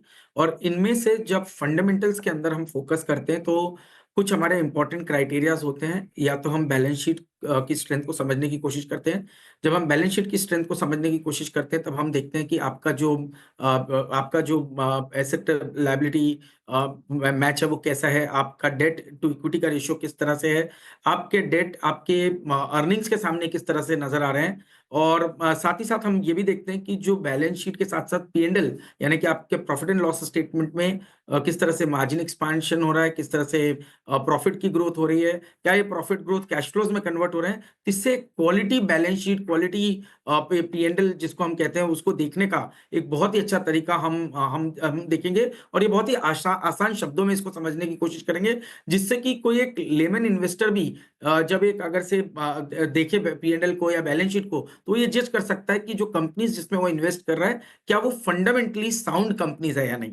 इसके अलावा जब हम फंडामेंटल से निकलेंगे तो हम देखेंगे टेक्निकल, और टेक्निकल्स में हम बात करेंगे ट्रेंड्स की, डाउ थ्योरी की, एवरेजेस की, जिससे कि ये पता चलेगा कि जिन स्टॉक्स के अंदर में आप पोजीशन लेना चाहते हैं क्या बाजार का ट्रेंड उनको सपोर्ट कर रहा है, या इस समय वो ये कह रहा है कि यहां से निकल करके हमें दूसरे सेक्टर या दूसरी कंपनीज को इवेल्युएट करना चाहिए। तो ये एक बहुत ही अच्छा मिक्स अप्रोच होगा, जिसकी वजह से एक आइडियल पोर्टफोलियो, चाहे वो लार्ज कैप की बात करें, मिड कैप की बात करें, स्मॉल कैप की बात करें, एक आइडियल पोर्टफोलियो इन तीनों मार्केट कैप से हम निकाल करके एक अच्छा पोर्टफोलियो बना सकें। जैम, तो ये था वो अंश टेक्नो का, फंडा का, माफ़ कीजिएगा, और इसमें हम टेक्नो भी जोड़ते हैं। तो आशीष का जो पहला सेशन होगा वो समर्पित होगा टेक्नो फंडा। पहले और दूसरे सेशन की थोड़ी रूपरेखा रख देता हूँ मैं यहाँ पे। पहले सेशन में हम फंडामेंटल्स और जिसमें सब कुछ होगा, आई मीन मैनेजमेंट कैसी हो, मार्केट शेयर कैसा हो, प्रोडक्ट कैसा हो, प्राइसिंग पावर कैसी हो, बैलेंस शीट, P&L, सब कुछ। और उसके बाद हम आएंगे थोड़ा सा टेक्निकल डेरिवेटिव्स पर, यानी टेक्नो फंडा अप्रोच, और अपने पोर्टफोलियो पे या अपनी लॉन्ग टर्म होल्डिंग पे कैसे आप थोड़ी सी एक इनकम जनरेट कर सकते हैं, उस पर बातचीत करेंगे। तो पहला सेशन टेक्नो फंडा, फिर हेमंत जी का सेशन, फिर पार्थिव का सेशन, गुरमीत का सेशन, और साथ ही साथ फिरोज का मार्केट गुरुकुल। और 2 दिन का ये वेबिनार 22 और 23 मार्च को 2025 को। जुड़े ज़रूर, और कोई भी डिटेल चाहते हैं फीस की, कोर्स स्ट्रक्चर की, तो आपके स्क्रीन पे वो QR कोड है, उसको स्कैन कीजिए, वो सारी डिटेल्स आपको मिल जाएंगी। निफ्टी 22,542 पे एग्जैक्टली डे हाई पर, और कुछ ओवरसोल्ड स्टॉक्स जो अब अच्छा मूव दे रहे हैं उसमें मैं लेके आऊँगा एवेन्यू सुपरमार्ट को। शिल्पा जी, एवेन्यू सुपरमार्ट्स पे आपका टेक, इस पर आपकी राय जानना चाहूँगा। 35 अब ये टेस्ट करता हुआ, मतलब वो पॉइंट जिसे आप कहते हैं 10 डेमा, आपका व्यू इस पर? जी बिल्कुल वीरेंद्र जी, डीमार्ट यहाँ पे अगर आप देखेंगे 3500 3450 पे एक सपोर्ट होता है, जहाँ पे घूम के टुवर्ड्स 3800 बहुत क्विक मूव करता है। तो मेरे हिसाब से अभी भी रिस्क बहुत बहुत फेवरेबल है। आप 3450 के स्टॉप लॉस से और 3600 से लेके 3800 के मूव के लिए आप इसमें एक अटेम्प्ट ले सकते हैं। किसी को ऑप्शंस के थ्रू ट्रेड करना है तो आप यहाँ पे 3500 का कॉल ऑप्शन जो रफली 125 रुपीज में ट्रेड कर रहा है, आप इसमें भी पार्टिसिपेट कर सकते हैं। स्टॉप लॉस 70 का रखिए and look for targets towards 250 से लेके 320। एवेन्यू सुपरमार्ट, बहरहाल ये कॉल वैसे भी आज शॉमिल की थी, मैं एक सेकंड थॉट ले लिया इस पर। अब विषय को थोड़ा चेंज करते हैं और निफ्टी ऑटो इंडेक्स लेके आइएगा। और निफ्टी ऑटो इंडेक्स एकमात्र ये वो इंडेक्स है जो कि अब तक थोड़ा सा बैकफुट पे ही है। जरा प्लीज़ निफ्टी ऑटो रखेंगे, और ये है 20,912 पे, और आज भी अभी भी मतलब कोई बहुत ही बड़ा मूव नहीं है। सुबह मॉर्निंग के स्विंग हाइस को जो ये अब तक नहीं काट पाया है। दरअसल टेस्ला का भारत में आगमन ये अभी तक इन कंपनियों के लिए थोड़ा सा, अगर आप देखें, एक नेगेटिव माहौल क्रिएट कर रहा है, और जल्द ही भारतीय मार्केट में टेस्ला की गाड़ियां जो मिलेंगी, दरअसल उन्होंने मुंबई में के बाद अब दिल्ली में भी जो शोरूम के लिए स्पेस लीज पर ले सकती हैं, ऐसी खबरें मिल रही हैं। आपको मालूम ही होगा, सुबह जब हम खबर डिस्कस कर रहे थे कि मुंबई में उन्होंने एक स्पेस ले लिया है। अब दिल्ली में कहाँ वो खोज जारी है, बातचीत करते हैं रोहन से। रोहन, अब दिल्ली की भी तैयारी है टेस्ला की भी तैयारी कर रही है, और भारत में जो टेस्ला का दूसरा शोरूम होगा वो दिल्ली के एरो सिटी में हो सकता है। वर्ल्ड मार्क मॉल वो जगह है जहां पे टेस्ला अपना शोरूम शुरू कर सकती है। काफ़ी समय से टेस्ला ऐसे स्पॉट को खोज रही थी जिसकी प्रॉक्सिमिटी हो दिल्ली एयरपोर्ट के सामने, और उन्होंने जो अब तक फाइनलाइज किया है वो वर्ल्ड मार्क मॉल फाइनलाइज किया है। इसमें हम आपको बता दें कि ये जो प्रॉपर्टी है यहाँ पर ऑफिस स्पेसेस भी हैं, रिटेल स्पेसेस भी हैं, और मोस्ट लाइकली जो प्रोबेबल स्पेस होने जा रही है वो है वर्ल्ड मार्क 3। लगभग 4000 स्क्वायर फीट को लेकर बातचीत चल रही है। इसमें हम आपको बता दें कि ब्रुकफील्ड प्रॉपर्टी इस पूरे प्रॉपर्टी को मैनेज करती है, वर्ल्ड मार्क को मैनेज करती है। उनके कुछ लोगों से हमने बातचीत करने की कोशिश की, जो उन्होंने ये तो कंफर्म किया कि बातचीत काफ़ी एडवांस स्टेज पर है, काफ़ी समय से बातचीत चल रही है, लेकिन टर्म्स क्या होंगे, क्या डिटेल्स होंगी, कब तक रिलीज होगी, ये सारी डिटेल्स उन्होंने अब तक नहीं दी है, खासतौर पर इसलिए भी क्योंकि एक नॉन डिस्क्लोजर एग्रीमेंट होता है। लेकिन हम ये मान सकते हैं कि ये सब कुछ काफ़ी जल्दी होगा, क्योंकि टेस्ला ने ऑलरेडी दिल्ली एनसीआर के लिए भी 13 पोजीशंस निकाली हैं, अलग अलग जो जॉब साइट्स हैं वहाँ पर। तो ये सब कुछ काफ़ी जल्दी हो सकता है, और ये कंफर्म है कि दिल्ली एरो सिटी के पास ही टेस्ला अपना दूसरा शोरूम शुरू करने जा रही है। जहाँ तो वर्ल्ड मार्क मॉल और एरो सिटी में, तो मुंबई के बाद अब दिल्ली में भी टेस्ला के शोरूम की तैयारी। यतिन, ये रोहन, बहुत बहुत शुक्रिया आपका इस पूरी बातचीत के लिए। तो अभी तक निफ्टी ऑटो पे इसका इम्पैक्ट, निफ्टी ऑटो आज बाजार की रैली में इसमें कतई भी पार्टिसिपेट नहीं कर पाया। अब ऑटो पे आते हैं, एक दो स्टॉक्स पे आउटलुक लेते हैं। लुक एट मारुति ना, जरा मारुति को एक बार देखते हैं। मारुति आपकी स्क्रीन पे आएगा करीब 11,645 पे। अब तक यहाँ पे रिकवरी नहीं, बट आपका व्यू सौमिल, मारुति को एक बार फिर से स्टेबल होने में या फिर अपसाइड जनरेट करने के लिए कौन सा लेवल पार करना पड़ेगा? फ्रेंकली स्पीकिंग, अभी आप 200 EMA के नीचे हैं, क्या 200 EMA के नीचे तक या फिर उसके नीचे की ट्रैजेक्टरी में अभी मारुति को अवॉइड करना चाहिए क्या? एक्चुअली ये एक करेक्ट भाव है बाय करने के लिए मारुति में। द रीजन इज कि जो हमने रैली देखी in last couple of months, जो बॉटम बनाया हमने अराउंड 10,800 के आसपास, और फिर टॉप बनाया 13,500 के आसपास।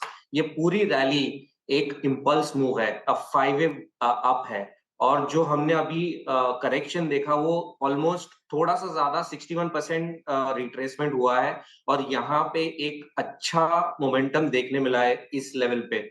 In fact Hero MotoCorp, Bajaj auto में भी एक higher top higher bottom formation बनना शुरू हुआ है on the hourly charts. This is the correct time to buy Maruti. Oversold है ऑन द आवर्ली चार्ट्स, और अगर यहाँ से बाय करना है, स्टॉप लॉस बहुत ही छोटा है, अराउंड 11,480 के आसपास का स्टॉप लॉस है, और in the very short term छोटा सा अगर टारगेट रखे तो 12,300 के टारगेट्स बनते हैं।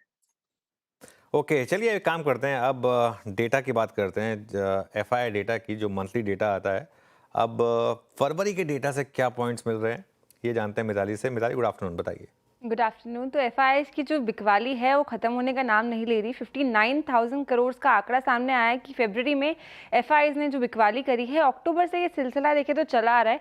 1.14 लाख करोड़ की हाईएस्ट बिकवाली उन्होंने अक्टूबर में करी थी, उसके बाद वो रुकने का नाम नहीं ले रहे। जनवरी में भी अच्छी खासी उन्होंने यहाँ पे 87,000 करोड़ की सेलिंग करी थी।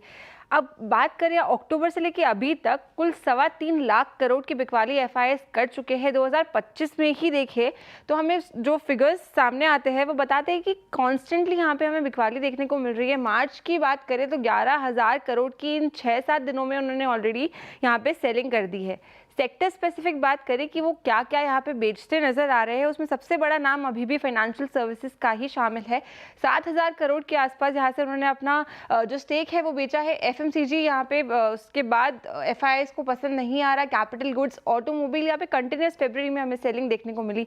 लिस्ट में और भी नाम शामिल है जैसे कि construction, material sector, oil and gas, power sector, इनमें भी यहाँ पे हमें कंटिन्यूस सेलिंग एफआईआईज करते हुए नजर आ रहे हैं। कुछ गिने चुने 4-5 नाम है सेक्टर्स के जहाँ पे उन्होंने अभी पैसा इन्वेस्ट किया है। टेलीकम्युनिकेशन का सेक्टर है जो सबसे प्रीडोमिनेंट कर रहा है, यहाँ पे 8,000 करोड़ की हैवी बाइंग हमें देखने को मिली है। फिर आईटी, केमिकल्स, यहाँ पे 800 करोड़ 400 करोड़ रुपए एफआईआईज निवेश करते हुए नजर आए। साथ ही मीडिया इंडस्ट्री, टेक्सटाइल और सर्विसेज भी ऐसे सेगमेंट है जहाँ कुछ उन्होंने इन्वेस्टमेंट्स करे हैं। स्टॉक स्पेसिफिक अगर मैं बात करूं तो फरवरी के महीने में भारतीय एयरटेल में सबसे ज़्यादा हमें हैवी बाइंग देखने को मिली, 4,000 करोड़ की। फिर बीएसई यहाँ पे 400 करोड़ की एफआईआईज ने बाइंग करी है। फिर जिंदल स्टील एंड पावर में भी यहाँ पे बाइंग देखने को मिली है। इसके बाद यहाँ पे स्टॉक्स साई लाइफ साइंसेज और इन्फोसिस जैसे स्टॉक्स भी शामिल है जहाँ पे इन्होंने बाइंग करते हुए नजर आए हैं। साथ ही बात करें हिंडाल्को, स्पाइसजेट और अंबुजा सीमेंट भी लिस्ट में नाम शामिल है जहाँ पे एफआईआईज ने बाइंग करी है। कुछ ऐसे नाम यहाँ पे जहाँ पे सेलिंग करते हुए नजर आए तो Quality Power Electrical, Ajax Engineering, Team Lease, Sterlite Tech और एसजेक हेवी इंजीनियरिंग, यहाँ पे एफआईआईज ने फरवरी के मंथ में अपना स्टेक बेचते हुए नजर आए। तो ये सिलसिला जो है एफआईआईज का, ये अब थमने का नाम नहीं रह रहा है और मार्केट में वॉलेटिलिटी काफ़ी बढ़ती हुई नजर आ रही है। ओके, चलिए बहुत बहुत शुक्रिया आप मिताली ये सब बताने के लिए। थोड़ा आगे बढ़ते हैं। अब बाजार करेक्शन थोड़ा उभरता हुआ दिखाई दे रहा है, खासकर पिछले 2 दिनों की तेज़ी ने थोड़ा भरोसा जताया। क्या वाकई एक ट्रेंड बदल रहा है या बेयर मार्केट की एक और रैली है ये? इस पर बातचीत करने के लिए आज हमारे साथ जुड़े हैं कैपिटल माइंड के फाउंडर और सीईओ दीपक शेनॉय। दीपक, गुड आफ्टरनून। ये मार्केट में पिछले जो कुछ दिनों में सेलिंग आई दीपक जी, और 2 दिन से रिकवरी आई, खासतौर से जो आज की रैली है, इसको आप कैसे देख रहे हैं? क्या एक कुछ साइन बन रहे हैं कि वर्स्ट इज ओवर, या फिर ये रैली भी फिजल आउट होने का रिस्क रहेगा? वो तो कह नहीं सकते अनुज जी। आई थिंक थोड़ी देर बाद ही पता चलेगा कि क्या ये मतलब रैली एक्चुअली बॉटम था या फिर सिर्फ एक रिलीफ रैली की तरह से मतलब कि ये भी बड़ी चीज़ है कि नेक्स्ट मंथ में काफ़ी अनाउंसमेंट्स आएंगी यूएस से, और वो जो यूएस अनाउंसमेंट्स आएंगे उसमें टैरिफ्स होंगे, ये होगा वो होगा। आई थिंक वो काफ़ी फ्लिप फ्लॉप होना एटलीस्ट होने की संभावना है, और इसलिए मुझे लग रहा है कि वॉलेटिलिटी जारी रहेगी। तो ये कह तो नहीं सकते कि सब कुछ सारा सेलिंग खत्म हो गया है। आजकल भी एफआईआईज काफ़ी ज़्यादा सेलिंग कर रहे हैं, और आई थिंक पहले हफ्ते में जो महीने का पहला हफ्ता जो है उसमें यूजुअली एसआईपीज काफ़ी आती है डोमेस्टिक म्यूचुअल फंड्स के पास, तो शायद उसकी वजह से डोमेस्टिक इन्वेस्टमेंट थोड़ा ज़्यादा है। तो एक तरह से उन्होंने ओवर शैडो कर दिया है फॉरेन इन्वेस्टर्स को। तो फॉरेन इन्वेस्टर्स 3,000 करोड़ बेच रहे हैं, डोमेस्टिक इन्वेस्टर्स 5-6 हज़ार करोड़ खरीद रहे हैं। तो उस वजह से शायद आई थिंक टेम्पोररीली ये रिलीफ सा मिला है। लेकिन यूएस से जो अनाउंसमेंट्स आई हैं वो काफ़ी नेगेटिव ही हैं। आई थिंक दोनों उनके लिए भी और पूरी वर्ल्ड के लिए भी। वो कह रहे हैं कि 25% 50% टैरिफ डालेंगे, तो आई थिंक ये नेगेटिव ही रहेगा थोड़े स्टॉक मार्केट्स के लिए वर्ल्ड वाइड।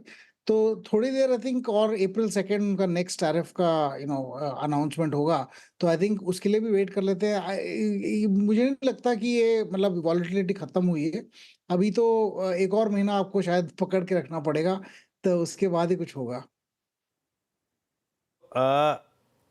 इसमें आपके हिसाब से मार्केट की सबसे बड़ी वरी क्या है?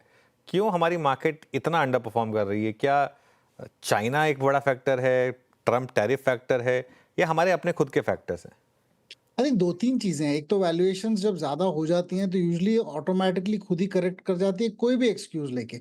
आप किसी बिल्डिंग में अगर आग लगी और पूरे नेबरहुड ने अपना घर बेचना स्टार्ट कर दिया, तो आई थिंक वो भी हो जाता है कि एक तो वैल्यूएशंस परकोलेट हो जाती है, कि कुछ कंपनीज़ ऐसी हैं जो 4-5 साल से उनकी वैल्यूएशंस बहुत हाई हैं।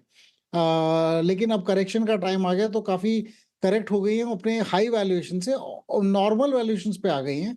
तो अभी भी ऐसा नहीं है कि उनको खरीद के हमें इतना खुश हो जाना चाहिए कि मतलब हमने चीप पे खरीदा है। ये चीप नहीं है, नॉर्मल वैल्यूएशंस हैं। दूसरी बात ये है कि अभी अनसर्टेनिटी आ गई है ट्रम्प की वजह से। आप अगर देखें तो उन्होंने बोला कि हम ये जो नेटो में स्पेंडिंग किया करते थे, हम नहीं करेंगे। तो ब्रिटेन, जर्मनी और फ्रांस उन्होंने कहा कि हमें स्पेंड करना पड़ेगा, तो और हम स्पेंड करेंगे तो हम ज़्यादा बोरो भी करेंगे। उनके जो बॉन्ड यील्ड्स हैं वो भी ज़्यादा हो गए हैं। ब्रिटेन के बॉन्ड भी 4.5% से ज़्यादा हैं।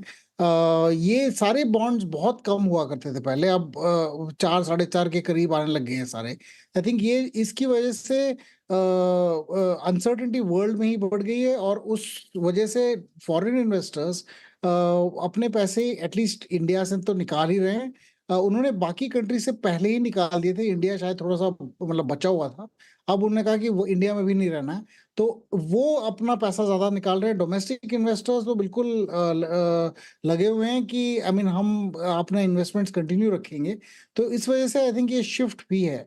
मार्केट्स आई थिंक इसको उनको एक तरफ ऊपर जाते हुए इन्होंने कभी लॉन्ग टर्म में तो नहीं देखा है। तो ऊपर जाएंगे, थोड़ा नीचे आएंगे, फिर और ऊपर जाएंगे। तो उस हिसाब से तो नॉर्मल ही है एक 20% का करेक्शन, लेकिन हमने 3-4 साल से देखा नहीं था, तो शायद हमें मतलब थोड़ा सा अंदाजा कम रह गया था जो नए नए इन्वेस्टमेंट में आए। पर ये नॉर्मल ही है, यूजुअली साल में एक बार हो जाना चाहिए 20% का करेक्शन। अभी बस 2-3 साल बाद आ रहा है, इसलिए हमें थोड़ा डर लग रहा है, but I think this is normal. अच्छा दीपक जी, अभी आपने जो बात करी, आपने यूएस का जिक्र किया, आपने नेटो का जिक्र किया।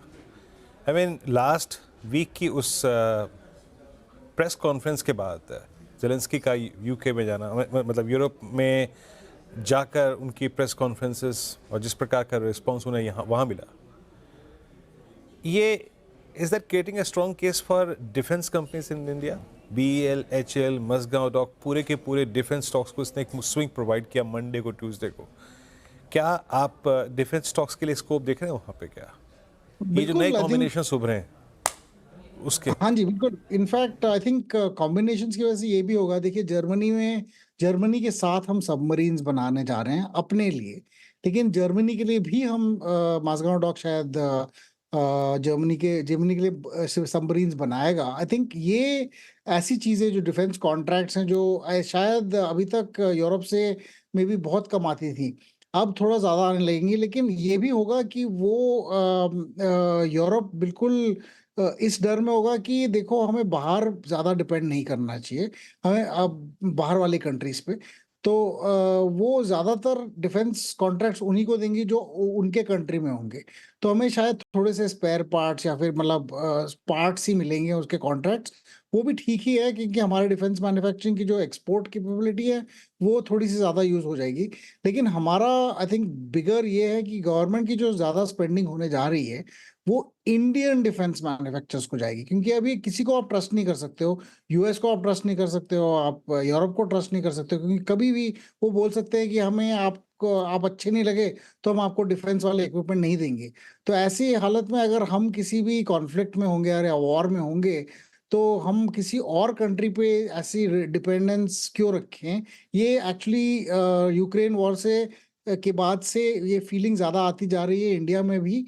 तो इसलिए डिफेंस मैन्युफैक्चरर्स को इसलिए खरीदना चाहिए कि इंडियन डिफेंस ऑर्डर्स उनको आएंगे, ये नहीं कि यूरोपियन वाले आएंगे, क्योंकि वो आने वाले तो होंगे लेकिन बहुत छोटे होंगे। कंपैरिजन में ज़्यादा अहमियत हमें देना चाहिए कि इंडियन डिफेंस स्पेंडिंग जो है वो ज़्यादा से ज़्यादा इंडियन डिफेंस कंपनीज को जाए। अच्छा ठीक है, एक हमने डिफेंस को पिक कर लिया। दूसरी बात, पिछले 2 दिन में कमोडिटीज़ में एक स्विंग है। आई मीन क्रूड में रिट्रेसमेंट, मेटल्स में स्ट्रेंथ। हर वक्त मतलब कभी ना कभी हमें अपने पोर्टफोलियो में एक अंश मेटल्स का रखना ही पड़ता है या फिर कमोडिटीज़ को। मेटल्स आपको इस वक्त क्या एक अच्छे रिस्क रिवॉर्ड रेशो में नज़र आ रहे हैं क्या? अभी तो शायद यही है कि आई थिंक ज़्यादा से ज़्यादा अभी टैरिफ्स की वजह से ऑलरेडी आई थिंक कल इन्होंने आर्सलरमित्तल ने कहा कि आप हमें मेटलर्जिकल कोक अगर आप इंपोर्ट नहीं करने दोगे तो हम अपनी फैक्ट्री बंद कर देंगे, या फिर थोड़ी देर के लिए एटलीस्ट बंद कर देंगे इंडिया में, क्योंकि इंडिया ने टैरिफ लगाना स्टार्ट किया कि इसलिए कि हम ज़्यादा domestic manufacturers of met coke को थोड़ा सा मतलब उनको एनकरेज करें। ये जो चीज़ें हैं इसमें थोड़ा सा मतलब मेटल्स में जो इम्पैक्ट आएगा, सम ऑफ दीज थिंग्स में इम्पैक्टेड इवन मोर। और आई थिंक 12 तारीख से स्टील और एल्यूमिनियम पे टैरिफ लागू है अमेरिका का। तो जो हमारी कंपनीज है जो अमेरिका को एक्सपोर्ट करती है, बहुत थोड़ी सी हैं बट फिर भी अगर कुछ है भी तो वहाँ पे इम्पैक्ट ज़्यादा पड़ेगा। और जो दूसरी कंट्रीज जो अमेरिका को एक्सपोर्ट कर रही है वो शायद इंडिया को एक्सपोर्ट करना चाहेंगी, क्योंकि उनका अगर माल 25% एक्सपेंसिव और हो जाएगा यूएस में तो उन्हें दूसरे मार्केट ढूंढने पड़ेंगे। तो इस वजह से आई थिंक मेटल्स में अभी अनसर्टेनिटी बहुत ज़्यादा है। और मुझे ज़्यादा बेसिकली कोई मेजर ट्रिगर नहीं लग रहा अप ट्रिगर इसके लिए, सिवाय कि डिफेंस में अगर यूरोपियन स्पेंडिंग डिफेंस में ज़्यादा बढ़ गया तो आई थिंक स्टील और एल्यूमिनियम में I think they can be some move up. But overall metals में I think I am not very interested. में इसमें ग्रोथ बहुत कम होती है और इनकी जो मतलब वॉलेटिलिटी फैक्टर्स हैं बिकॉज ऑफ पॉलिटिकल एनवायरनमेंट आजकल बहुत ज़्यादा है। और आई थिंक अभी तो मैं ज़्यादा I will not put too much money on that. बिल्कुल। अच्छा, टैरिफ वगैरह की बात हो रही है तो एक और जो चीज़ निकल कर आ रही है वो है इम्पेंडिंग एंट्री ऑफ टेस्ला। अगर टेस्ला भारत में आई तो क्या होगा, क्योंकि इस पर काफ़ी बात हो रही है।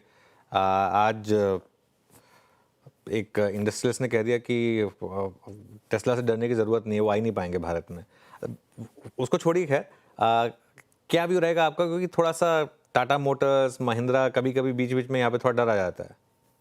नहीं वैसे है तो मतलब अगर आप ये देखे हो तो लास्ट टाइम अगर लास्ट मंथ के सेल देखें आई थिंक टाटा मोटर्स का इतना अच्छा नहीं था, महिंद्रा का काफ़ी अच्छा था क्योंकि उन्होंने BE6 और BE9 लॉन्च किया था। तो उस और उनके जो पुराने ऑर्डर्स हैं अभी फुलफिल हो रहे हैं। ऑर्डर प्रोपेंसिटी तो है इंडिया में, अगर आप टेस्ला यहाँ आ भी गई और उन्होंने लॉन्च भी किया, लेकिन मुझे लग रहा है कि वो ज़्यादा मतलब कंपटीशन में नहीं आएंगी। एक तो उनकी गाड़ियाँ थोड़ी सी एक्सपेंसिव होंगी इंडियन कार्स के कंपैरिजन में। दूसरी बात ये कि इंडिया में इतनी भी ईवीज नहीं बिक रही हैं कि वो आइस के कंपटीशन में इतना आ जाए अभी के लिए। थोड़ी देर बाद हो सकता है बिल्कुल, लेकिन it will take some time before EVs itself become popular. और उसके ऊपर इनकी जो इनकी जो गाड़ियों के मैकेनिज्म्स है वगैरह वो इंडिया में भी टेस्ट नहीं हुए। हमारी रोड्स मतलब थोड़ी से उनके शॉक अब्जॉर्बर्स थोड़े से और टाइट होने चाहिए, और कंपैरिजन में हमारे रोड्स, शहर के रोड्स एटलीस्ट उतने अच्छे नहीं है। और शहरों में ही बिकेगा क्योंकि इलेक्ट्रिसिटी, अनलिमिटेड इलेक्ट्रिसिटी तो सिर्फ शहरों में मिलता है। गांव में अभी भी I think in the rural and tier 2 cities, tier 3 cities there are still a lot of power cuts, so they will not sell so much. So mostly the sales will concentrate in Bombay, Delhi, Bangalore, Hyderabad, ऐसे जगह पे। But मुझे ये भी लग रहा है कि at some level there will be competition, लेकिन हमारे कंपनीज उनको देख के आई थिंक थोड़े से अपनी जो फीचर्स हैं या सर्विसेज हैं वो भी उनको अपने आप को बेहतर करेंगी। पहला जो टाटा नेक्सॉन था वो आई थिंक उसके मुकाबले में जो आज का टाटा नेक्सॉन है उसमें बहुत ज़्यादा इम्प्रूवमेंट है। और वो इसलिए हुआ है क्योंकि वर्ल्ड में जो कार्स आ रहे हैं उनके फीचर्स अच्छे होते जा रहे हैं, देखते जा रहे हैं। तो जैसे टेस्ला आएगा हमारे कंपनीज भी उनके कार्स को बेटर करेंगी और कंज्यूमर का बेनिफिट ही होगा। इस लॉन्ग टर्म में ये कंपनीज ज़्यादा बेहतर करेंगी ही। और मुझे लग रहा है कि टेस्ला में ज़्यादा टैरिफ हम कम नहीं करेंगे। आई मीन सिर्फ वो 15% वाला फॉर लिमिटेड 8000 कार्स उतना ही होगा, उससे ज़्यादा नहीं करेंगे हम लोग। अच्छा दीपक, एक चीज़ जो आप काफ़ी अच्छे से ट्रैक करते आए हैं, कल जो एनएससी ने डिसीजन लिया अपनी सारी एक्सपायरीज को मंडे लेके आने का, आप कैसे देख रहे हैं इसको? थोड़ा सा एक मतलब एक ईगोइस्टिक मूव लग रहा है या फिर लग रहा है कि थोड़ा स्मार्ट मूव है? बीएसई कैसे रिस्पॉन्ड करेगा? और जिस तरीके से कल बीएसई गिरा, क्या वो ठीक था रिस्पॉन्स मार्केट का? हाँ, वैसे ये तो मतलब ये तो एक तरह से एक चीज ये जरूर है कि बीएससी का वैल्यूएशन भी बहुत ज्यादा बढ़ा है। तो एक कोई रीजन अगर मिल भी जाए कि इन्होंने एक्सपायरी शिफ्ट किया, इसकी वजह से जो लोग वेट कर रहे थे शायद थोड़ा सा गिरने की, ताकि फिर वो बेच सके क्योंकि वैल्यूएशन काफी ज्यादा हो गया था, तो उसकी वजह से आई think that correction is come. मेरा ये भी मानना है कि सेटलमेंट गारंटी फंड के जो उनके कॉन्ट्रीब्यूशंस हैं वो अब थोड़े से परमानेंट होते जाएंगे। Every year they have to keep increasing. So उसकी वजह से उनके प्रॉफिटेबिलिटी ग्रोथ में आई थिंक उतना चढ़ाव नहीं आएगा compare to what it has happened in the last 3-4 years. वो अलग चीज है। लेकिन ये जो एक्सपायरी शिफ्टिंग का कॉन्सेप्ट है, हफ्ते में 5 दिन होते हैं। तो इन्होंने क्या कहा है कि थर्सडे हमारा एक्सपायरी था, ट्यूसडे बीएससी का एक्सपायरी था। तो एक्चुअली लोग फिर 3 दिन बीएससी पे खेल रहे थे ऑप्शंस पे, जिसमें फ्राइडे, मंडे और ट्यूसडे। और एनएससी पे वो फिर आ गए सिर्फ वेडनेसडे और थर्सडे पे। तो एनएससी ने गेम चेंज करना चाहा कि हम चलो हम मंडे ले लेते हैं, ताकि फिर एक तो बीएससी का मार्केट शेयर ले ले फ्राइडे और मंडे का के ट्रेड्स का, और दूसरा बाकी जो हफ्ता बचता है वो दोनों में खेलेंगे लोग अगर इक्वल हो जाएंगे। लेकिन बीएससी भी इस पे यही रिस्पॉन्ड करेगी कि वो बीएससी अपना एक्सपायरी थर्सडे को शिफ्ट कर देगी।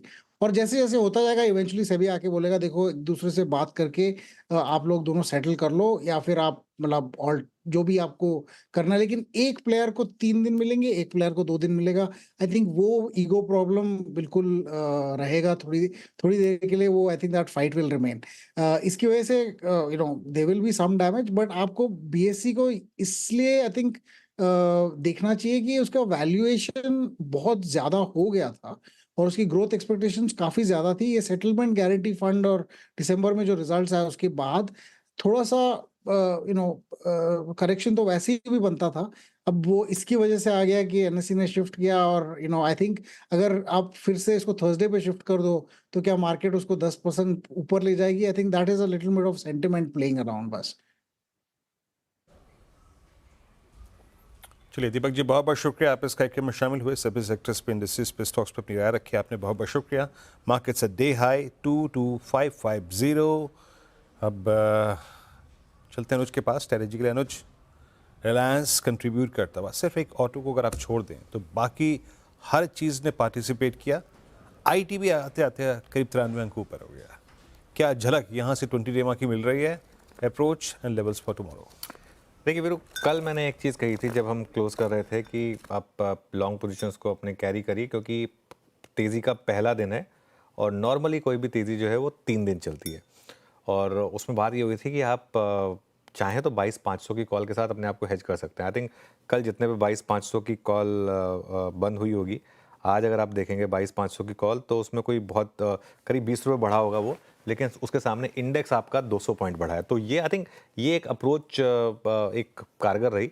और अब मेरा ये मानना है कि आप एक बार और कल के लिए अपनी पोजीशंस को, लॉन्ग पोजीशंस को कैरी कर सकते हैं, क्योंकि ये तेज़ी का सेकेंड डे है। ऑब्वियसली आज कैरी करने में थोड़ा रिस्क है कल के बजाय, लेकिन फिर भी कल गैप अप मिलने का चांस है, जिसमें मुझे लग रहा है कि आप थोड़ी सी प्रॉफिट बुकिंग करें। और कोई भी नई रैली जो है वो नॉर्मली 3 दिन चलती है। पहला दिन कल था, आज दूसरा दिन, और तीसरे दिन नॉर्मली हायर लेवल से थोड़ा सा मुनाफा वसूली आती है। और इसमें पॉसिबल है कि कल आप एक बार 22,670 को स्ट्राइक करें, जो आपका 20 डे एक्सपोनेंशियल मूविंग एवरेज है। मुझे लग रहा है कि वहाँ पर आपको एक मौका मिलेगा इस स्विंग में प्रॉफिट बुक करने का। और उसके बाद आप वेट करिए और देखिए कि वो 22,670 के ऊपर टिक रहा है या वहाँ से रिजेक्शन आ रहा है, वो फिर आपको अगली ट्रेड देगा। बैंक निफ्टी से अभी भी दूर रहें, क्योंकि बैंक निफ्टी में क्लियरली साइंस हैं कि ये इंडेक्स चलने को तैयार नहीं है। आज इतना कुछ पॉजिटिव होने के बाद बैंक निफ्टी नहीं चला, क्रूड नीचे था, आरबीआई का वो स्टेप आया था, डॉलर रुपये में स्ट्रेंथ आई थी, ये सारे के सारे बैंक निफ्टी के लिए पॉजिटिव फैक्टर्स हैं, फिर भी बैंक निफ्टी नहीं चला। तो क्लियरली इस समय अगर आपको कैरी करना है तो निफ्टी कैरी करें या इंडिविजुअल स्टॉक्स में कैरी करें, वो एक मौका हो सकता है। और 20 डे मार्क के आसपास मुझे लग रहा है एक बार मौका मिलेगा, वहाँ नहीं रुके अगर तो बढ़िया बात है, फिर तो आप कैरी करिए, फिर तो हो सकता है नए स्विंग की शुरुआत हो। लेकिन मेरा ये मानना है कि एक बार के लिए वहाँ रेजिस्टेंस आएगी। यूएस मार्केट भी आज मुझे लग रहा है थोड़ा ड्यू है एक पुल बैक के लिए, आज नहीं तो कल, तो वहाँ से भी थोड़ा सा कल के सेकंड हाफ से शायद प्रेशर आना शुरू हो। लेकिन एक बार के लिए मुझे लग रहा है कैरी करना बनता है, क्योंकि क्लोज जो है वो second day running day high पर हो रहा है और एडवांस डिक्लाइन आज भी काफ़ी अच्छा था। चलिए अब वीरू कल की तैयारी करते हैं, पहले डीलिंग रूम चेक लेते हैं यतिन से, फिर बीटीएसटी कॉल लेंगे। यतिन गुड आफ्टरनून, कौन सा स्टॉक पे फोकस? गुड आफ्टरनून अनुज जी। और देखिए दो स्टॉक जो आज फोकस में है उनमें सबसे पहले एनटीपीसी, जहां डीलर्स बीटीएसटी की एडवाइस दे रहे हैं। डीलर्स को लगता है कि स्टॉक में एक अच्छा करेक्शन आया जिसके बाद एक बाउंस एक्सपेक्टेड है। 340 से लेकर 345 तक के लेवल्स वो मार्च फ्यूचर्स में देख रहे हैं। तो ये एक स्टॉक है जहाँ डोमेस्टिक म्यूचुअल फंड्स की जो बाइंग फ्लोज है उसके चलते डीलर्स ये पसंद कर रहे हैं स्टॉक। और मेटल्स में से क्योंकि एक रैली यहाँ भी डीलर्स को दिखाई दे रही है, तो नाल्को उनकी एक पोजिशनल बाय है जहाँ काफ़ी सारे एचएनआईज भी एक्टिव हैं। मार्च फ्यूचर्स के लिए वो 200 से लेकर 202 तक के टारगेट्स देख रहे हैं। चलिए, तो मेटल्स में अच्छा मोमेंटम इस समय आपको दिखाई दे रहा है और यहाँ पर एक व्यू रहेगा। अब बीडीएसटी और एसटीबीटी कॉल्स लेते हैं और गाबा सर बताइए आप क्या कैरी करेंगे कल के लिए? मेरे ख्याल से लॉन्ग होना चाहिए और स्टॉक का नाम है रिलायंस। रिलायंस 12 पर ट्रेड कर रहा है, 10 रुपए का स्टॉप होना चाहिए 1202 का, नियर टर्म टारगेट 1230 के। रिलायंस ऊपर है तो मार्केट भी ऊपर होना चाहिए। रिलायंस पे आपका बाय कॉल है, याद रखिएगा रिलायंस पे अगर ये बाय कॉल थे तो डिस्क्लेमर आपकी स्क्रीन पे इस चैनल का स्वामित्व प्रबंधन रिलायंस इंडस्ट्रीज होल्ड करते हैं। कृपया एक निजी राय जरूर रखिएगा इस रिकमेंडेशन के साथ। मानस आप क्या पिक कर रहे हैं? ठीक है, आई थिंक टाइटन पे खरीदारी की जा सकती है वीरेंद्र जी, क्योंकि इंट्राडे चार्ट पे इनवर्स रेंज पैटर्न का ब्रेकआउट है, इंट्राडे चार्ट पे हाई टॉप्स हायर बॉटम्स का भी कंफर्मेशन है, तो यहाँ पर एक बाउंस बैक बनता है। तो टाइटन के फ्यूचर में खरीदारी करेंगे। 3099 का स्टॉप लॉस लगा के टाइटन के फ्यूचर में खरीदारी करनी है और 3200 रुपए के टारगेट सेट करने हैं। चलिए शिल्पा जी, आपकी ट्रेड कल के लिए? जी बिल्कुल, मेरा ट्रेड लॉन्ग रहेगा आइशर मोटर्स पे ही। आइशर मोटर्स मुझे लगता है स्ट्रॉन्ग ब्रेकआउट पे है, आपको 1-2 दिन में ये एक 100-150 पॉइंट्स का अपमूव दे सकता है, तो Eicher Motors still long. Eicher Motors buy call. Saumil आपका ट्रेड? मेरा कॉल होगा यूनाइटेड स्पिरिट्स पे, और यूनाइटेड स्पिरिट्स में स्टॉप लॉस होगा 1300 और टारगेट होगा 1400। High top high bottom formation है, एक छोटा सा inverted head and shoulder pattern है, वो ऊपर ब्रेकआउट हो चुका है already. So buy call on United Spirits. United Spirits. Amit ji बताइए आप क्या कैरी कर रहे हैं कल के लिए? मेरा बीटीएसटी रहेगा कोल इंडिया। कोल इंडिया ने पिछले 9-10 दिनों का जो कैंडल्स का कंजेशन था उसको क्रॉस किया है। It's a very strong candle backed by volumes. Stock ने अपना 50 डेमा भी आज रिगेन किया है, तो कोल इंडिया बाय करें। स्टॉप लॉस रहेगा 377 का और टारगेट्स रहेंगे 392 के। ओके चलिए, अब वीरू के पास चलते हैं आज की मार्केट ब्रेथ के लिए। वीरू, कल तो मार्केट ब्रेथ बहुत सॉलिड थी, आज कैसी रही? देखते हैं अनुज, मेरे ख्याल से आज और बेहतर होगी शायद। हाँ, थोड़ा निफ्टी आईटी ये बैंक और चलते और या फिर ऑटो चलते तो बहुत अच्छी होती, but still I mean it's good.